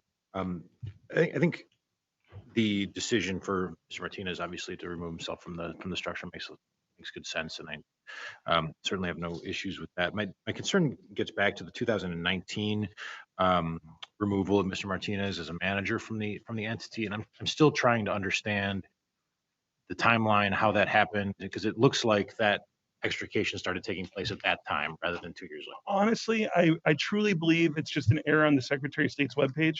We did the filing, and I know I forwarded, I'm happy to provide to you. This is the file stamped copy of the 2019 filing that my office prepared with Mr. Martinez, and Mr. Martinez is the signer and the manager on it. I recognize after, I was very confused as well, and afterwards I went back to the office and pulled the Secretary of State. I requested a physical copy of each of the filings. I truly do not believe that Mr. Martinez was removed until then. I know if he was removed, it would have been by my office. I could tell you that we even renewed it again in January of 21, and our records, again, I don't have the file stamped copy of that. They show it was Mr. Martinez, and I can sit before all of you and say confidently that I do not believe that Mr. Martinez was removed until we did it after this all came to head of 2022. And before that time, I mean, all three, we understand we're under oath. They would all say to you, Mr. Martinez was every bit involved with the business until this happened in January of last year. Yeah, and I appreciate that. It appears that the Mr. Martinez's personal issues that are sort of instigating this transition didn't really start happening until after that point. Yes. Anyway, so it didn't make a lot of sense. Like I said, if you want to see it, I'm happy to give you the file stamped copy that shows in June of 2019, Mr. Martinez is listed. But I absolutely recognize that when I looked on the Secretary of State webpage, it looks like something happened on that date. But it wouldn't make sense that we'd have filed it on June the same day and had him removed the same day. And I could confidently represent to all of you that it was my office that did that filing, and there's no way Mr. Martinez was removed by my office. I appreciate that. That was my primary concern, Mr. Vice Chair. Thank you. Mr. Brown, just following up, did you say that it was Mr. Martinez that signed that 19 submission? It's X-signed, but if I could approach, I'm happy to give you the copy that I have. Sure. I was just curious who was responsible because it seemed like prior to his personal issues arising, he was the one that was responsible for that type of reporting. Is that correct, Mr. Martinez? That is correct. I took the lead on that type of thing. Okay. So you would have, I mean. So for the record, I would have never taken myself off. Right. No reason to, would have never intended to take my, obviously I relied on Dave Brown's office to do those renewals. There was never any change in ownership ever in the 5 or 6 years that we had it up until January 2020. Okay, thank you. Or 21, excuse me. 2021. And I had a question with respect to the value of his interest. Is the 12.5 that was prematurely paid, was that the value that's attributed to buying him out of the business, or is it the 12.5 plus the 40 that's forgiven? It's the latter, the 12.5 plus the 40 that was forgiven. Okay, so it was forgiven, not really forgiven, it was taken out of his equity then? Well, I mean, again, to Mr. Martinez's credit, he said, I made a mistake. I deserve nothing. They care about him. They wanted to help him. It was the middle of COVID and they gave him the funds. And in addition to 40,000, the accountant has been advised it will reflect as income to Mr. Martinez on the 2021 tax return. But that is, I guess, all in the same pool that will be the buyout amount. How will it be reflected on the company's books? Candidly, I don't know. I just know the accountant knows that he's got to reflect it as income to Mr. Martinez, and it shouldn't be on an expense for the company because it wasn't a company expense, it's personal expense. No, it's not a company expense, but Right. I didn't know if it was going to be reflected as part of the buyout. It seems like if you're going to, you have to get the other side of it. Yes, it makes perfect sense the way you say it. I just don't want to make any misrepresentation as I don't know what the accountant has in mind. Okay, perfect. And Mr. Martinez, I'm glad you seem to be doing better. It's always tragic when just personal things get in the way of just everything. As you know, the drinking affected your personal life, but it was affecting your business relationships. So I'm glad to see that you seem to have stepped back and regrouped and moving forward in a positive manner. So congratulations to you on that. And I don't have any other questions. Thank you, Commissioner Solis-Rainey. Mr. Brown, I'm not going to belabor the point. What happened, I think your clients' hearts were in the right place. I think they were trying to do the right thing. They just legally did the wrong thing. So now I think, at least for purposes of my thoughts, I think it's time, that I would support the transfer so we can clear up this issue once and for all, and then move on. Thank you very So, much. absent any additional deliberation, I'm prepared for a motion. Can I ask one more question? Yes, ma'am. Sorry about that. Now that Mr. Martinez has exited from the operations, who's the person that's going to be responsible for the regulatory reporting and also any state reporting? Yeah, my name is Nathan Grates. Once again, I apologize for the circumstances of being here, and we thank you for your time this morning. But I'll be responsible for all the administrative duties that Mr. Martinez was handling previously. Okay, so you're not delegating that to anybody else? No, it will be me outside? personally. Okay, perfect. All right, thank you so much. Prepared for motion? Sure. With respect to non-restricted item, to restricted item number 2, I move for approval of it as recommended by the Gaming Control Board and read into the record by Madam Secretary. Madam Secretary, please call the roll. Commissioner Solis-Rainey, Aye. Commissioner Kekeffer, Aye. Vice Chairman Cohen. Aye. Thank you very much for your appearances today. We wish you the best, Mr. Martinez.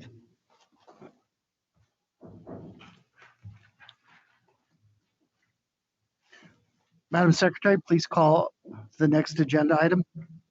Next agenda item is restricted number 3, which is the application of Dollywall Enterprises, Inc. doing business as Lake Mead Arco, number 82874 for a restricted gaming license. The recommendation of the Gaming Control Board is for approval with the condition as noted on the agenda.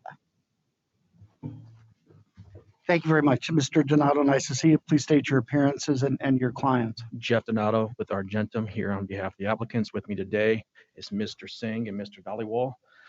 Good afternoon, Mr. Vice Chairman and members of the Commission, Madam Secretary. We gave a presentation at the board meeting. We're happy to give it again if you would like. If not, we'd be here to answer any questions that you may have. I would like it. Yes, we would like to hear a brief presentation. Very good. So back in 2015, the applicants acquired the business, which is a Arco on Lake Mead. They've operated that location for a number of years, and then in 2018, they submitted an application to share in revenue under Silver State Gaming license, to share in revenue under their license. They were approved for that license, and then that slot route operator sold their route to Sartini Gaming. And then we had to submit another application to share in revenue under Sartini's license. That one was approved as well. And then subsequent there too, they also submitted an application for a Trop Stop convenience store on Tropicana. That application was approved, but we had to withdraw it because the financing fell through due to COVID. So they've been previously before you a number of times. There was never any issues with those applications for a failure to disclose. This application, however, there was one lien that was missed and one litigation case. I will tell you that we did disclose other litigation cases, and the lien has been satisfied. So there'd be no reason why we would not have disclosed that one as well. There was an oversight. We have no excuse for it. We take full responsibility for it. And then with that, we're here to answer any questions. Thank you, Mr. Donato. I'll open this up to my colleagues for questions. Thank you so much for appearing. Are we in the afternoon yet? No, not yet. 2 minutes. Thank you for appearing this morning. I note that the failure to disclose related to $330 City of North Las Vegas lien that was filed on June 19th, 2019, relating to some inspection fee against Sing 123 LLC. Was that lien resolved before or after the application was filed? It's my understanding it was resolved before. Okay. Correct, before, yeah. Okay.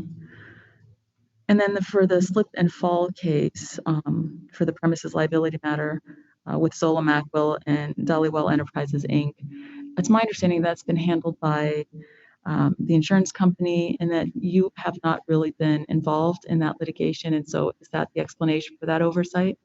That is correct, yes. It's an insurance defense claim, and he hasn't been really involved in that. My understanding is there was something served to the store. Not sure if it was served on an employee or who that was served on. But to that point, he was not even aware of anything was going on with that case. And still, do you have any update on that case? Where they are? No, it's still going. It's still pending. Is the jury trial scheduled to proceed on November 15th, 2021, as Yes. previously noted? Yes. And are you attending the trial? As of now, no, I am not required to attend. Okay. I just want to make sure that there have been communications with the client since, in terms of the disclosures that are necessary and the responsibilities that go with disclosures, notwithstanding the fact they might not be participating. It's still something that should register on their radar for future disclosures to make sure we don't have these lack of disclosures.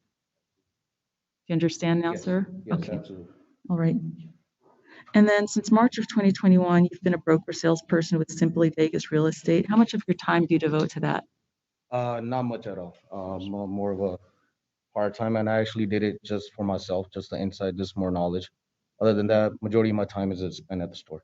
Okay. And have you been selling any houses in this crazy market that we're experiencing right now? I mean, I've crazy in been a good pretty way. unlucky so far. I'm sorry? I've been pretty unlucky so far. Oh, I have okay. not. Do you have any clients?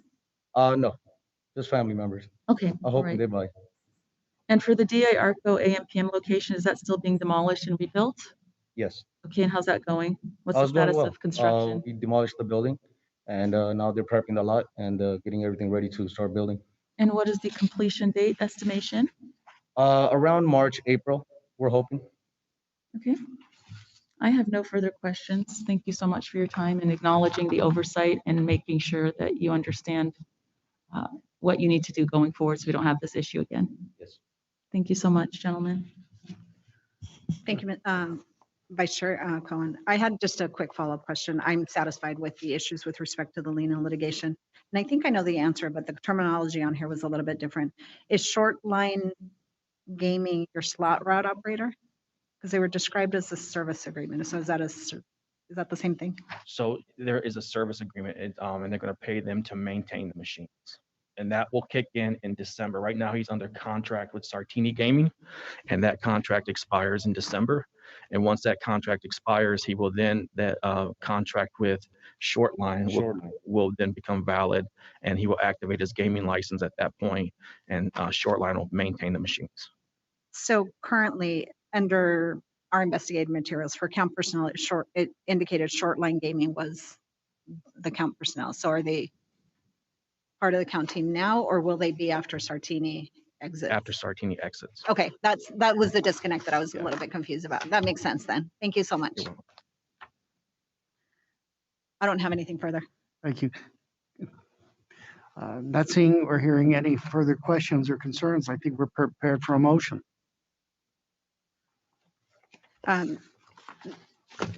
Vice Chair Cohen, I'm happy to move for approval of restricted item number 3 as read into the record by Madam Secretary and as recommended by the Gaming Control.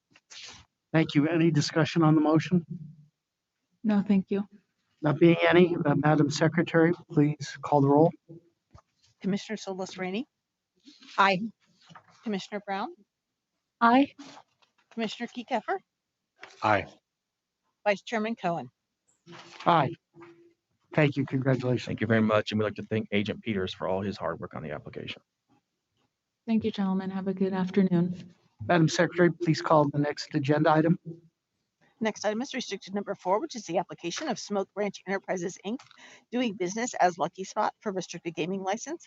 There's also the applications of Rapinder Singh Chima for licensure as sole officer and director, and for a finding of suitability as administrative trustee, investment trustee, benefits trustee, and beneficiary of the Chima Holding Trust. Lastly, you have the applications of Chima Holding Trust for registration as a holding company and sole shareholder of Smoke Ranch Enterprises, Inc. The recommendation of the Gaming Control Board is for approval with the limitation as noted on the agenda. Thank you. Mr. Donato, nice to see you again. Please note your appearances and your client. Jeff Donato with Argentum. Here with me today is Mr. Rupinder Chima, which is the applicant, and his litigation attorney, Mr. Jared Kahn. Good afternoon, Mr. Vice Chairman, members of the board, Madam Secretary. We gave affirmative presentation at the board, and again, we'd be happy to give that again unless we'd like to go to question. On this particular item, would you give us a presentation? Sure. On or about January 5th of 2018, the application for a restricted gaming license for a convenience store known as Lucky Spot was submitted with the Gaming Control Board. On June 6th of 2018, the board recommended a 2-year limited license. The reason for the limited license was due to one unsatisfied judgment from a litigation case involving Jasbir Singh.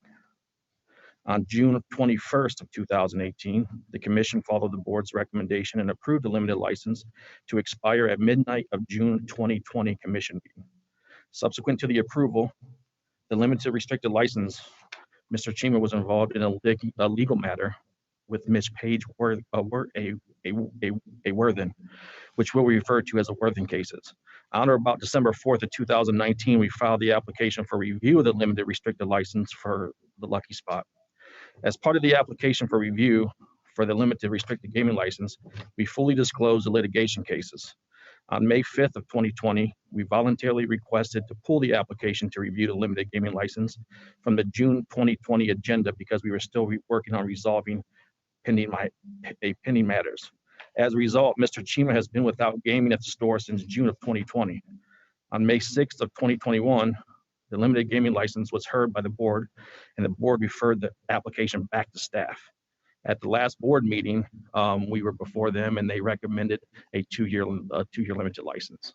And that brings us back before you today, seeking your approval of that limited license, and we're here to answer any questions that you may have. Thank you very much. I'll go ahead and open the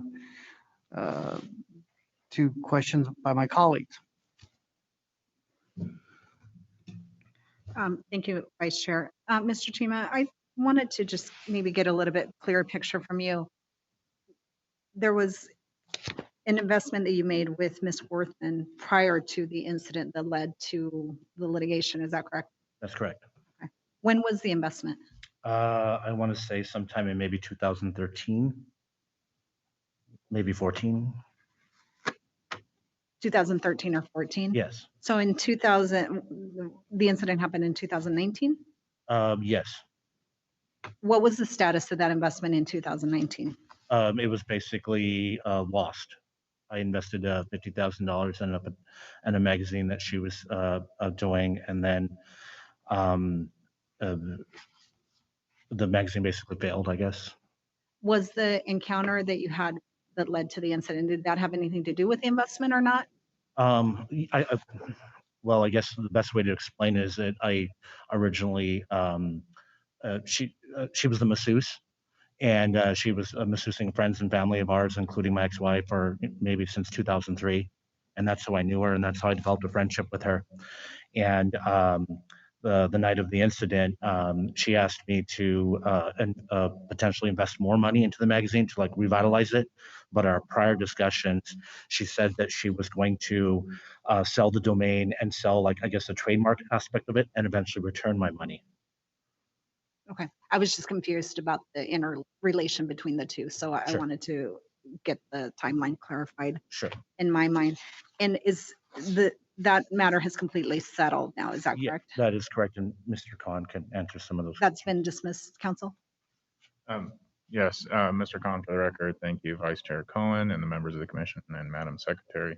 The matter has completely settled, dismissed, both the appeal and that the district court, there's been a satisfaction of any original judgment, and Mr. Chima has fully paid it.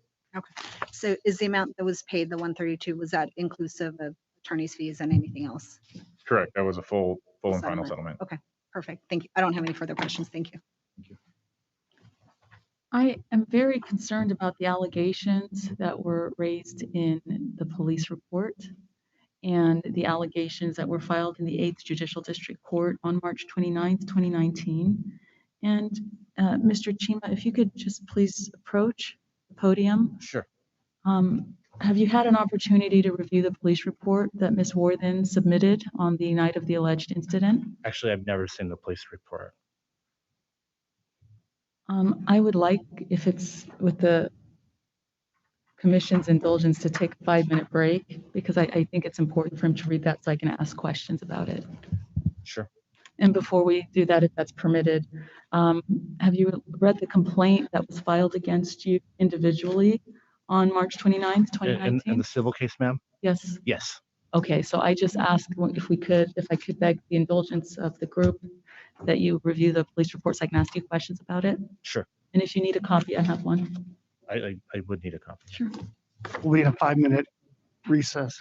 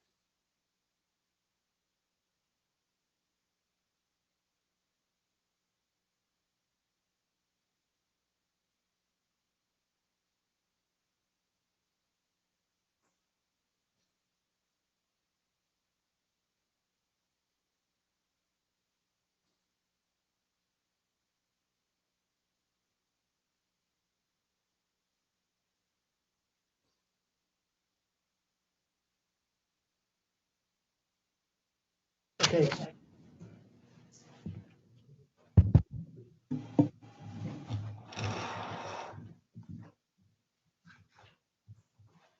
Are we back on? We're back on the record. Commissioner Brown, please Yes. proceed. Thank you so much for indulging me in taking that break. Have you had an opportunity to review the voluntary statement that was submitted by Ms. Worthen in connection with the alleged incident? Yes, ma'am. Thank you. Can you explain to me, in your own words, what transpired that evening, including if and when the police arrived, if any of these statements that are alleged are true? Just in your own words, explain to me what happened, please. No problem, Commissioner. I called her over to give me a massage. She came over in my master bedroom. There's an open area, and she brought her 2 big bags and a rather large massage table upstairs. She proceeded to give me a massage. I did fall asleep during the massage. And then eventually I woke up, and the massage was, I guess, finished. And she asked if we can speak. I said, sure. And then in the meanwhile, I believe I went to the restroom, and then she started wrapping up her items, including the massage table. And then that's when the conversation started, and she said that, if I can invest more money back into the magazine. And I said, no, I would not be doing that. And I said, you also promised that you would return my original $50,000 investment by selling the brand or the trademark or the domain, I guess. And that was a promise that was kind of ongoing. And then I don't remember the exact words of the conversation, but then after that, and I said, I would be, seeking legal action to retrieve my $50,000 if you don't return it as you promised to have. At that point, she became very frantic, and she started saying, "Why would you do that? Why would you do that?" And got very, very loud. And then she said, "I'm leaving."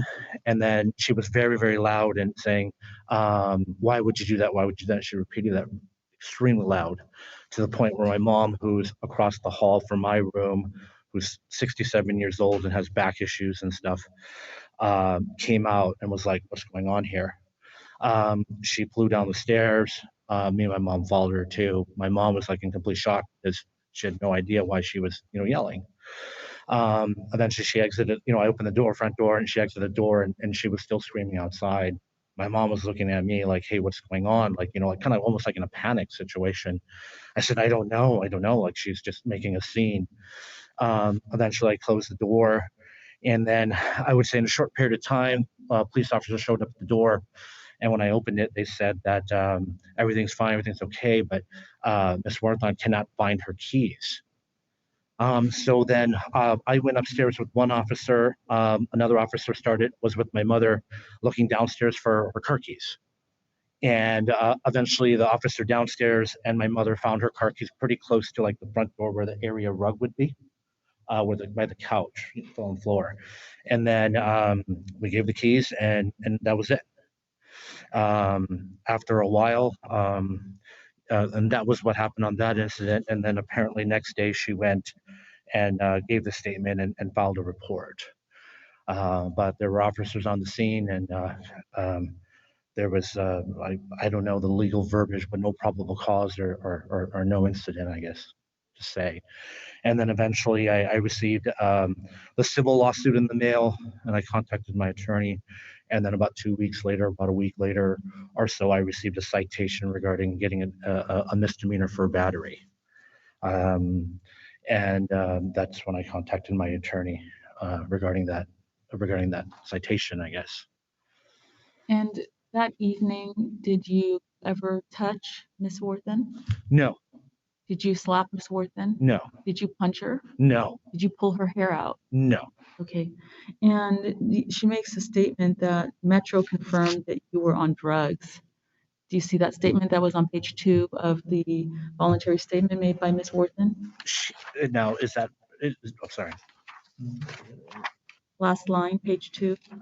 So she confirmed that Metro said that? It says, and I quote, Metro confirmed he was on drugs. I talked to both officers. They came inside the house. Like I said, I went upstairs with one of them and we looked pretty aggressively for those keys and they left. I was not on drugs. I was not on anything. Okay. And can you tell me if criminal charges were actually brought? Because when I observed the proceedings before the board, there was a very carefully tailored presentation that said alleged criminal charges, but were criminal charges actually commenced and brought against you, sir? Can I have Mr. Khan answer that question? Because I mean, I don't know. Sure. Thanks, sir. Vice Chair, Commissioners, again, Jared Khan for the record. A criminal charge complaint was mailed to Mr. Chima for a misdemeanor battery. His defense counsel, David Chesnoff, settled that case for him, and with a no contest plea and dismissal. The discussion between Mr. Chesnoff and the DA at the time was that they felt that there was very little probable cause, that it was a he said, she said case, and that's what led to just a no contest plea and dismissal of that matter pretty quickly. And that's what, as Mr. Chesnoff explained it to me, without, I guess, going into too much of attorney-client privilege communications, but we're here before you to explain as much as we possibly can. Thank you. So the statement that was made before the board that alleged criminal charges were brought, that's not accurate. Criminal charges were actually brought, correct? Yes, criminal charges. I mean, if that was my testimony, if I phrase it as alleged, I think it was maybe more of the alleged criminal conduct, and then there's a criminal charge. So excuse me if I phrased that incorrectly. No, thank you. I do appreciate that. Yeah. So I will tell you, when I read the complaint that was filed in state court and when I read the voluntary statement from Ms. Warden, it was very chilling for me, and it gave me tremendous pause to hear words like punching or slapping or pulling someone's hair out. Those are very serious allegations, and I appreciate that it's been settled, but notwithstanding that, it's very troubling to me. And I can't imagine what would prompt somebody to do something like that. I can't speculate, but the concern about drug use and the alleged erratic behavior and the statements that were being made and allegedly not allowing her to leave your premises, that's very, very disconcerting to me. So I would like to have some sort of a limitation and maybe even drug testing just one time randomly during the limitation period, just to make sure that there's no truth to any of those allegations, and so we can keep an eye on what is going on with you, because there's quite a bit of litigation that you've been involved in, and it read like a law school exam. There's quite a bit going on, and so I'm not sure. I know that you were trying to avoid bankruptcy, is that correct? I never did file bankruptcy. And instead you tried to deal with your creditors Absolutely. one at a time. And there, by the way, there's nothing wrong with bankruptcy. I deal with the bankruptcies all the time on the creditor side. It's not. Sorry. Go ahead. I was just saying retrospectively, I might have should have, but no. I mean, That's it'd a probably have been an easier way to go about it, but I mean, I just decided I made a spreadsheet and I just was like, I'm going to dig myself out of this. No, I commend you for doing that, and it's not easy. So there are a number of choices you could have made, and Yes. I don't take issue with the fact that you tried to deal with each of your creditors respectively to address them, and you had a pecking order, as you said, Yes. during the board hearing. But I just can't personally dismiss the allegations that were made in the statement that you had the opportunity to review today, and the incident with the police, but I just don't understand why there was no arrest made. I wasn't there, so maybe if you could help me understand, either one of you, what really transpired when the police came. Other than them coming and retrieving the keys, that was it. Okay. Thank you again. So as I discussed this with Mr. Chesnoff before, the officers would have made an arrest if they felt there was probable cause. It appears that they did not at the time feel that there was any probable cause because they couldn't validate the allegation she was making. I will note that in the civil proceeding, extensive discovery was conducted. Ms. Warthen was deposed. In her deposition under oath, she had every opportunity to validate all of these allegations, and each of the allegations she then put inside of her complaint, and not at a single time did she ever testify under oath to any of these allegations. In fact, when questioned on pictures that were shown to her that she had taken the very next day and over a series of the next 2 weeks, she testified repeatedly under oath that not a single picture showed any evidence of any bruising, face swelling, damage, or anything from, as she alleged, she was punched in the face 17 times from a pretty sizable gentleman. That would have probably shown some form of indication of an attack. Then we also conducted independent medical exam, having pretty well-known psychiatrist, Dr. Reutemann. He conducted an IME, very extensive, several hours long, and his conclusions were that he couldn't validate what she was saying either, and that it seemed to be problematic, that there was no PTSD or anything to support it in that regard. So that's maybe at least kind of speaking to why there's this disconnect between allegations being made and then the opportunity, again, under oath for Ms. Worthen to testify to substantiate these, and not a single one of these allegations were substantiated by her under oath. And I don't believe I've seen a copy of the transcript or the expert report. Sure. And I don't know, was there an expert report retained? Was there an expert retained by Ms. Worthen in connection with that litigation? No, it was just retained by Mr. Chima as part of the damages asserted in that case. Okay. I'm still not comfortable without some sort of limitations and some sort of oversight. But notwithstanding that, I do commend you for making efforts to deal with your creditors and move forward there. But this whole scene is just a little bit too disconcerting for me. So I'm open to any other questions that my fellow commissioners have. I do need some limitations and oversight. I just had a couple of follow-up questions with respect. One of the things that I noticed when I looked at the voluntary statement and the police report is that there was an allegation that there was witnesses that I guess Miss Worth, what is it, Walter? Sorry. Wortman claimed kind of stood between her and Mr. Chima when he was still trying to injure her, but there was no statements from the witnesses. Did they ever come forward in the litigation? Never. No, thank you. No, there was never any statements. The plaintiff's counsel never obtained any statements from them, any discovery from them. There was no depositions of any of those statements at all, of those witnesses at all. Thank you. I don't have anything further. Thank you, Mr. Vice Chair. On the earlier foreign judgment regarding Mr. Singh, that was ultimately dismissed.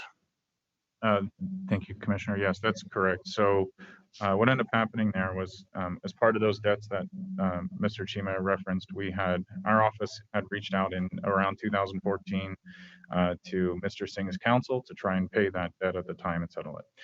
There wasn't really any response at the time. It kind of lingered for another couple of years.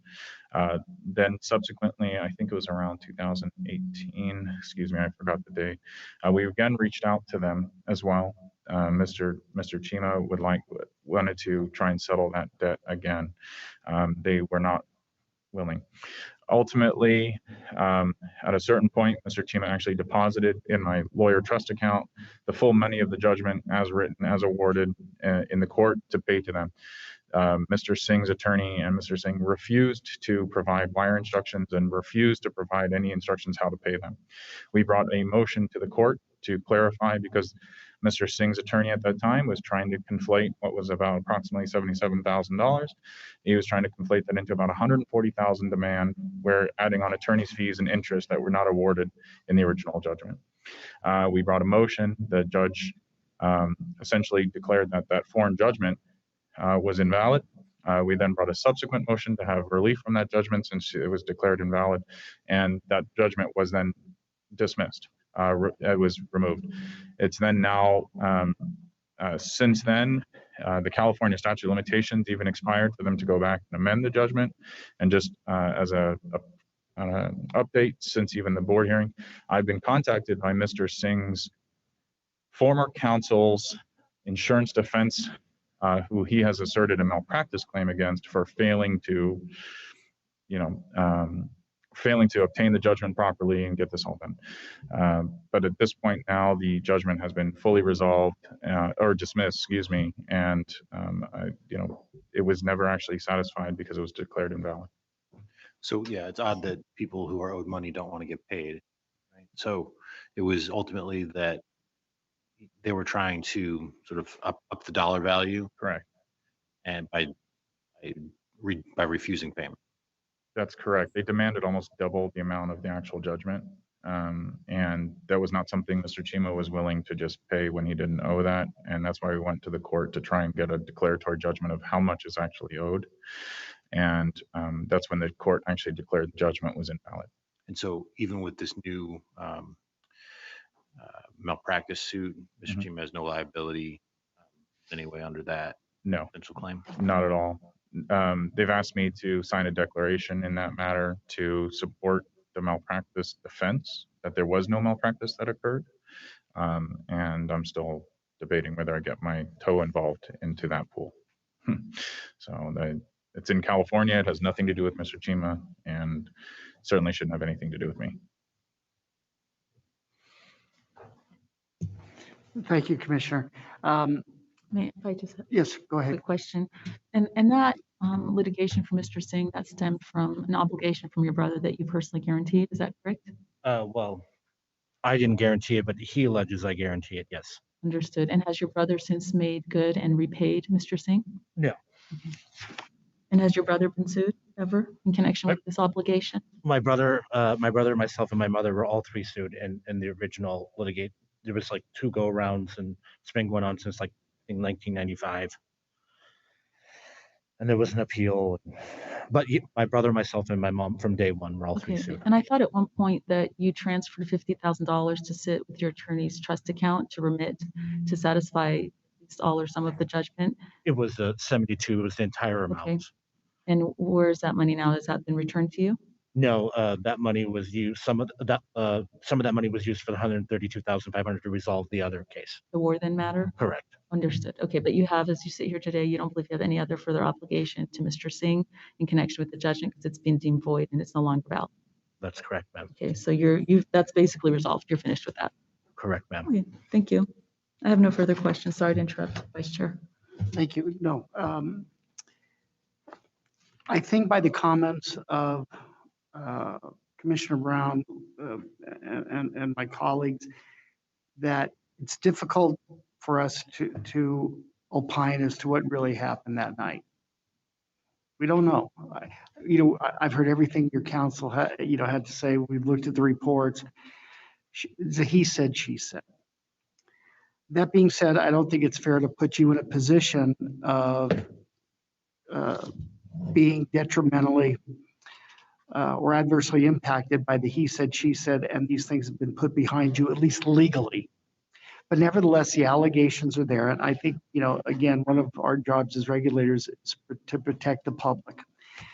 I would be willing, again, this is just me, to, approve the matter going forward, subject to an additional condition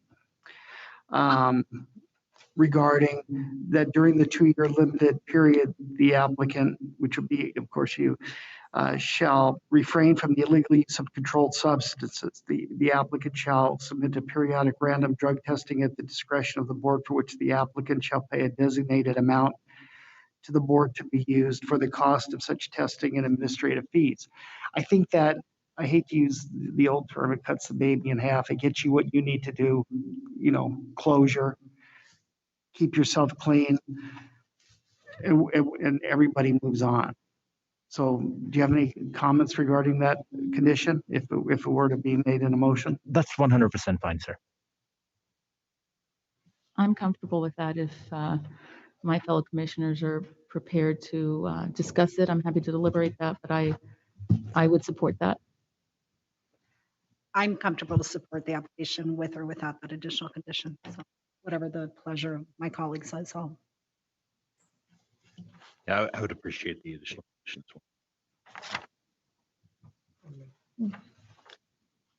I'll make the motion for a change. I would move to approve restricted item number 4 as recommended and limited by the Nevada Gaming Control Board, further conditioned that during the 2-year limited period, the applicant shall refrain from the illegal use of controlled substances. The applicant shall submit to periodic random drug testing at the discretion of the board, for which the applicant shall pay a designated amount to the board to be used for the cost of such testing and administrative fees. Any discussion on the motion? No further discussion for me. Thank you. None being heard. Madam Secretary, would you please call the roll? Commissioner Solis Rainey, Aye. Commissioner Brown, Aye. Commissioner Kieckaffer, Aye. Vice Chairman Cohen. Aye. Thank you very much. We appreciate that. I'd like to thank Agent Tan for all of her hard work during the investigation process as well. Thank you. And I commend counsel. You've done an excellent job in representing your client today, and I think he's very lucky to have both of you. Thank you. Thank you for all your time. Thank you very much. Oh, thank you. Thank you. Have a good day. Madam Secretary, please call the next agenda item. The next item is restricted number 5, which is the application of JEL Investment Group, Inc. to receive a percentage of revenue from Century Gaming Technologies, doing business at 711 store number 22722. You also have the application of Jonathan Emil Lacey for licensure as a sole officer, director, and shareholder. The recommendation of the Gaming Control Board is for approval. Good afternoon, Mr. Donato. Good afternoon, Give your Mr. final Vice Chair, members of the commission, Madam Secretary. Jeff Donato here with the applicant, Mr. Lacey. I'm pleased to report there were no areas of concern with this application. My understanding is it's his first time in Nevada gaming, so you would like to see him. And if you'd like to give him some information about himself, he'd be more than happy to do so. Thank you, Mr. Donato. Just give us a very brief background on, who you are and how you got here. All right, no problem. My name is Jonathan Lacey, as you guys have seen. I went to Cal Poly Pomona University, got my degree in finance and law. There, I moved on into the entertainment business, doing consulting work in finance and law and contracts. From there, I took a leap of faith, went to Las Vegas, purchased the 7-Eleven franchise. So it's been a blessing to be here with my father, who's a retired fire, and support him as well as my mother here. Very good, sir. I'll open it up to questions by my fellow colleagues.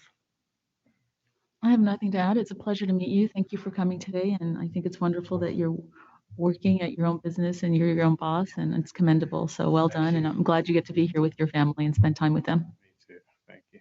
And the only reason why your appearance wasn't waived is because this was the first time you're applied, and we typically do that. Anyway, with that, I think we're ready for a motion. Thank you, Vice Chair Cohen. I move for approval of restricted item number 5 as read into the record by Madam Secretary and as recommended by the Gaming Control. Any discussion on the motion? No discussion by me. Thank Madam you. Secretary? Commissioner Solis Rainey, Aye.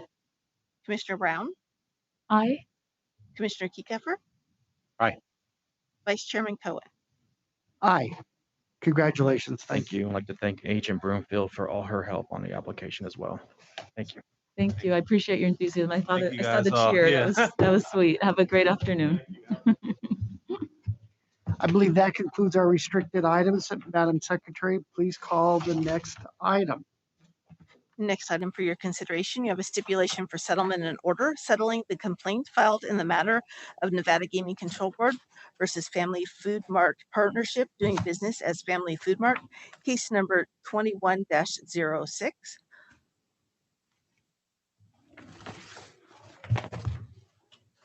Very good. Thank you. Is Mr. Michaela present? I am, Mr. Vice Chair. If you're ready, I will start. There you are.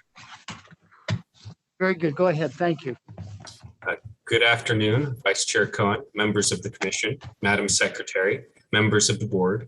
For the record, I am John McKella of the Attorney General's Office. I have a stipulation for your consideration that settles a complaint filed by the Board against Family Food Mart Partnership doing business as Family Food Mart, a restricted gaming licensee. This complaint stems from employees of Family Food Mart upon being given a code word directing people to a person present in Family Food Mart's gaming area to purchase methamphetamine, a Schedule I controlled substance. This occurred on at least 2 occasions. Metro commenced its investigation into the sale of illegal drugs in Family Food Mart based on numerous complaints it received concerning allegations that illegal drugs were being sold in Family Food Mart. Through the settlement, respondent admits to the violations as alleged in the complaint. This settlement resolves the complaint by respondent agreeing to pay a $25,000 fine and respondent agreeing to have a key employee condition added to its license. That is my presentation on this issue for you today. If you have any questions, I would be happy to answer them. I do believe that the respondent and its counsel is present, and I ask the commission to approve the stipulation for settlement. Thank you. Thank you, Ms. Michaela. Please note your appearances on the record from Family Food Partnership.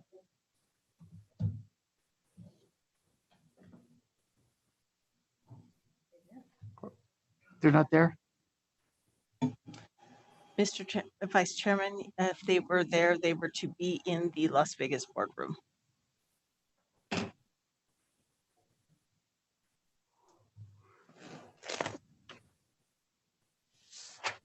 Should I ask him questions? Yeah. Let me get a procedural question. Deputy Attorney General Brining, can we proceed without the complainants here? Yes, you can, Vice Chair. Okay, let's go ahead and proceed. Questions for Deputy Attorney General Michaela? Go ahead. Thank you, Mr. Vice Chairman. Thank you, Mr. Michaela. So the complaint itself had 2 distinct violations. Is that correct? Yes, you are correct, Commissioner Keegan. And from my review of, I think it was in the statute, it indicated that the minimum penalty of $25,000 per violation under the statute. Is that accurate? There's not a minimum penalty under the statute. There are some maximum penalties, especially when you stack complaints, but to the best of my recollection, there aren't minimum fines. Perhaps I was reading the wrong one. I appreciate it. Is this the only licensed operation by this entity? No, I know they have at least one other one, which they may or may not be in the process of selling, and there might be 1 or 2 others as well. Was there any indication or investigation as to whether the same violation was happening at other licensed locations?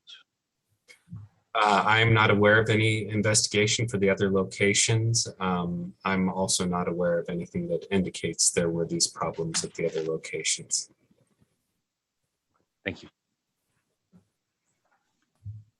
Thank you. Just some quick questions for you. Do you know how long the cashier was employed with Family Food Mart Partnership? I do not know that, but to the best of my knowledge, that cashier has since been terminated when the owners were made aware of this situation. Thank you. And do you know if there are any oversights or protective mechanisms in place internally for the respondent to ensure that this does not occur again?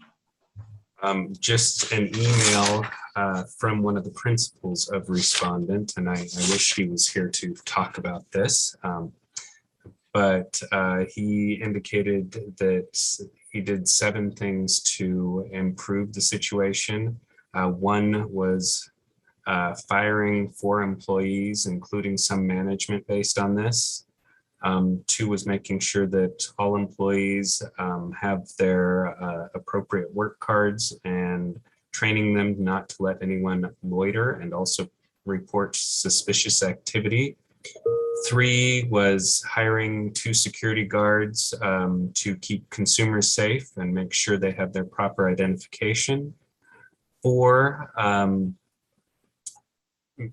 making sure that they have a policy that they have the right to refuse service to anyone loitering in front of the store or closer. I'm not exactly sure what that means, but this is just reading from the email.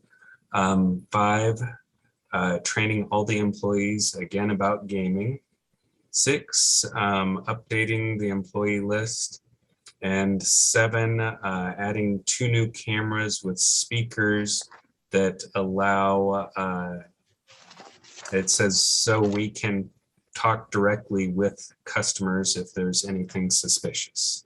So I cannot elaborate on that. That is just what I have. Thank you so much. I appreciate that. That's very helpful. And do you know if the cashier was profiting in any way from the illicit drug sales that were occurring while within the gaming area of the respondent's business? I did not see any indication one way or the other on that in the investigative reports or the materials I had from Metro. Okay, and do you know if there was any criminal history attendant with the cashier prior to her employment with the respondent's facility and location? I am unaware of any of the criminal histories of any of the people involved in this matter. Thank you. I have no further questions. I really appreciate your time. Deputy Attorney General Michaela, I just want the record to be clear that the general partner, Noel Mike Yaku nor Sarhad Samir Shabbat, they had no criminal culpability, although they have responsibility under the gaming statutes. Is that correct? They do have culpability under the gaming statutes. I hesitate to say they have no criminal culpability because if it could be shown, and I state that there's no evidence of this, that they were involved in the criminal transactions, there could potentially be criminal liability there. That's a better way of stating it. I just want to make sure that we have no indication now that either of those two gentlemen profited directly from the sale of their narcotics on the premises. That's the indication, yes. Just as a policy statement, this is the second time this commission has been faced with illegal sales of drugs on premises. I think it was about 3-4 months ago with a bar. I thought it was a gas station. Oh, was it a car? Yeah, gas station car wash. And I think, a loud and clear message needs to go out to all licensees of the state of Nevada that this conduct won't be tolerated. You're not, a licensee is not going to be able to say, well, it wasn't me, I didn't know about it. Well, they need to know that they need to ensure that they're taking any and all steps necessary to ensure compliance with the laws that they've agreed, with a privileged license. With that being said, the $25,000 settlement, seems fair. I'm not at all happy that the respondents have chosen, not to stay. But nevertheless, they've executed the documents, and I'm prepared to move forward. Do we have a motion? Yeah, I'm prepared to make a motion. I move for approval of the stipulation, settlement, and order to be executed by Vice Chair Cohen pursuant to the complaint on file in this matter, NGC 21-06, in connection with Respondent Family Food Mart Partnership doing business as Family Food Mart. Very good. Any discussion on the motion? Madam Secretary? Commissioner Solis Rainey, Aye. Commissioner Brown, Aye. Commissioner Kiekefer, Aye. Vice Chairman Cohen. Very good. Aye. I was on to the next Thank you. item. Madam Secretary, please read the next agenda item. Next for your consideration are proposed amendments to Nevada Gaming Commission Regulations 6, 22, and 26C as noted on the agenda. Good afternoon, Mr. Vice Chairman. Just want to make sure you can hear me. Yes, we can. Tom.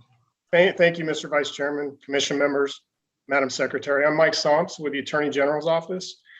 And as Madam Secretary indicated, before you for consideration and possible adoption are some proposed changes to Regulation 6, 22, and 26C. These drafts have been prepared with the help of many of the chiefs of the board from tax and license, technology, enforcement, audit. So I just want to extend my appreciation to them for their assistance in getting these to this stage. These changes were considered and recommended up to the commission at the board September meeting.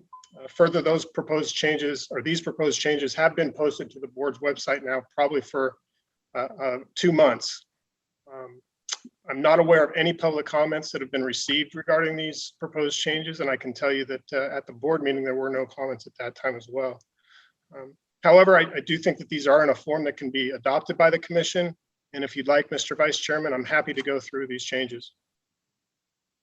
Yes, sir. Please. No problem. The first regulation amendments I'll discuss are contained in Reg 6, draft dated September 9th of this year.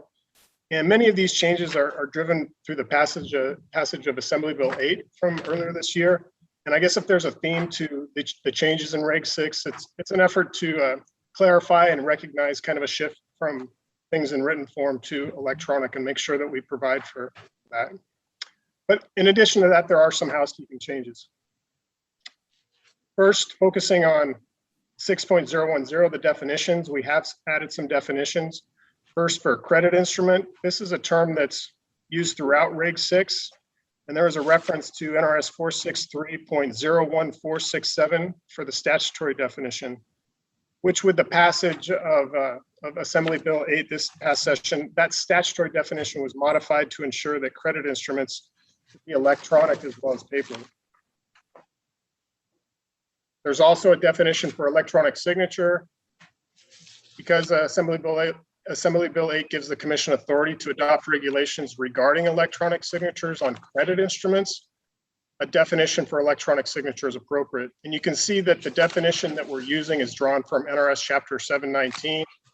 And for your benefit, that statute says that an electronic signature is an electronic sound, symbol, or process attached to or logically associated with a record, executed or adopted by a person with the intent to sign the record. And then we have a definition for entry fees. And I can tell you that this isn't a new definition. Rather, this definition was further on in the body of Reg 6, and we're just pulling it up into the definition section. Going on to 6.080, subsection 6. There, the audit division is looking to only require one copy instead of two copies of the licensee's audited or reviewed financial statements that are to be submitted. Going on to 6.090, subsection 2D, clarifying language is added so that individuals that have positions comparable to the chief financial officer and the chief executive officer, they will also have the ability to sign the required statement. In subsection 9, there's another change from 2 copies to 1 copy for the required report. And again, a similar change in subsection 15. Also in subsection 15 of 6.090, that particular provision is reworded in an effort to clarify when the internal auditor's report on noncompliance and management's responses are due. You can also see in there that an additional 30 days is provided for that second half of the year, the report that's supposed to be submitted. And that just is an effort to give some breathing room to not only the licensees, but the board as well during a very busy time of the year. And it will also match up to what the board's current practice is. Going on to 6.105, again, there's a change from 2 copies to 1 copy for the required reports. In 6.110, for gross revenue computations, there are a number of changes in this section. So first, subsection 1, it is updated to reflect the use of wagering vouchers at table games and how those are treated for gross revenue computation purposes. Also, the language through the use of a cashless wagering system is removed. It's not necessary any longer. For subsections 11 and 12, these changes are prompted with the statutory changes that were made this past session to NRS 463.369, where the word slot machine has been removed from the term slot machine wagering voucher. This was a change that I think Member Katsaros can take credit for spearheading. So now the statute just refers to wagering voucher. And with that change, it's clear that all wagering vouchers issued by a non-restricted gaming establishment, not just wagering vouchers issued by a slot machine, are subject to the provisions of NRS 463.369. And for your benefit, that particular statute pertains to the treatment of unredeemed and expired wagering vouchers. And further, that statute now clarifies that a wagering voucher can be printed or a digital version. So with those changes that were made this past session, subsection 11 is deleted in its entirety. It's no longer necessary.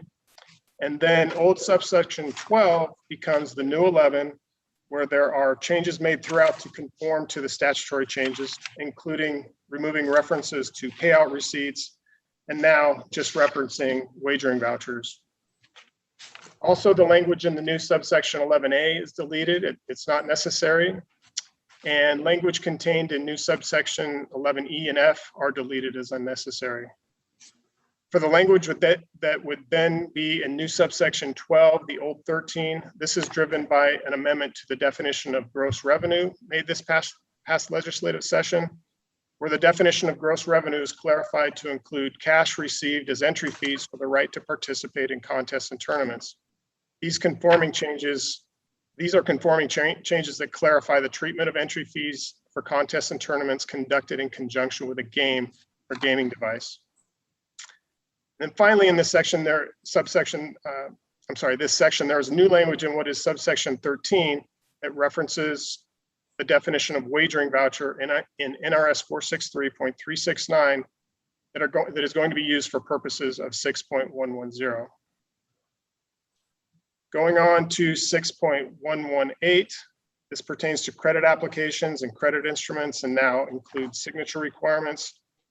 There are changes in subsection 1 to reflect that a credit instrument is the same as a check. Further, given that credit instruments can be in electronic form, there is a change in sub 1 from writing to executing a credit instrument to avoid any potential ambiguity. With the authority granted this past session, subsection 5 is created to clarify that credit instruments can have a handwritten or electronic signature.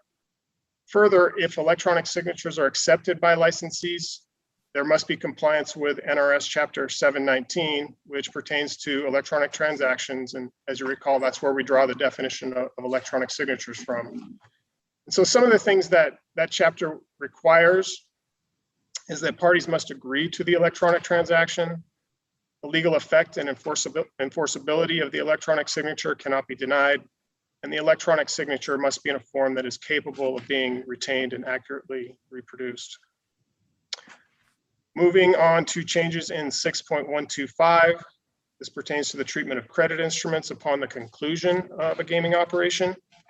There are amendments to conform to changes made to NRS 463.3857 this past session, where provisions regarding the charging and collecting of a monthly fee for compensation received by a licensee and payment of credit instruments was deleted. So given that deletion and the unavailability of that option, when a licensee concludes its operations, much of subsection 2 and all of subsections 3 through 8 are deleted. Language is added to subsection 2 to set forth the licensee's available options that are designed to ensure that the fees are collected. And ultimately, these changes are designed to streamline the tax treatment of credit instruments upon the establishment's closure and delete provisions that just aren't used and haven't been used. And then the last change in 6.125 is the old subsection 9B, where the language in B is deleted, is not necessary. And the last change in Reg 6 is in 6.130, where there are changes in what will become subsection 1 and 2 designed to allow for electronic submissions. Also, in the new subsection 2, there's a change to now only require the last 4 digits of the count personnel's social security number on the count personnel list. And finally, the language in what is currently subsection 2 is deleted as it is no longer necessary. That rounds out all the changes in Reg 6. I can quickly cover the changes in Regs 22 and 26C. Let me help you on that. In the proposed amendments to Regulation 22 and 26C, all you're doing is codifying the change from the legislature and deleting anything to do with business entities, correct? That's actually correct, yes. Yeah. So with that, do any of my colleagues have any questions regarding the proposed amendments to the 3 regulations?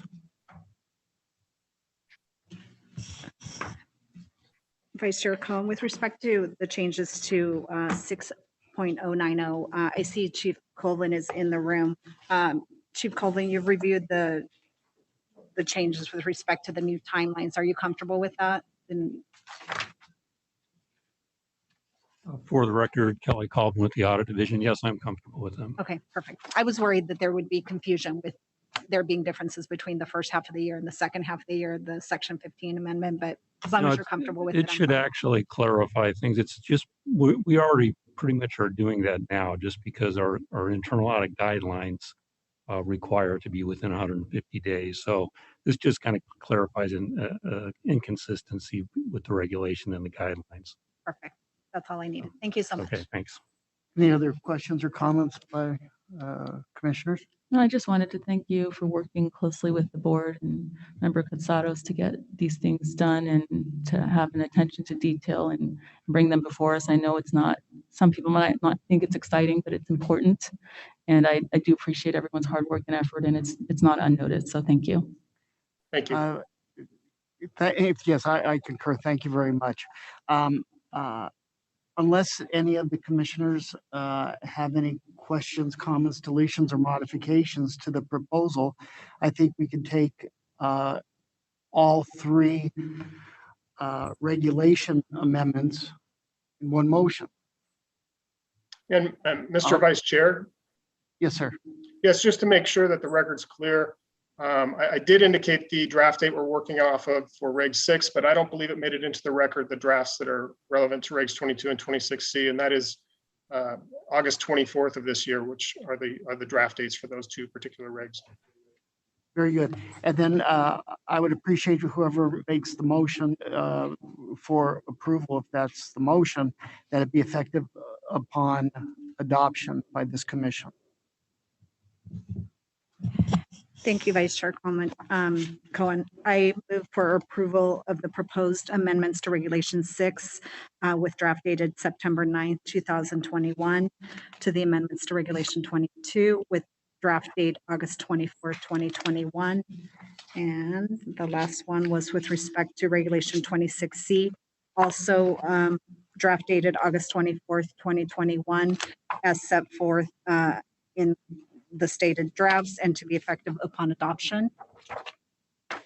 Any discussion on the motion? Madam Secretary? Commissioner Solis Rainey, Aye. Commissioner Brown, Aye. Commissioner Keffer, Aye. Vice Chairman Cohen. Aye. And I'd Thank you also very like much. to add my thank you to Deputy Soms and also to the chiefs for their contributions, as well as Member Katsaros for your hard work on all of this. Thank you. Next on our agenda are administrative reports. Chair Gibson, anything we should know about?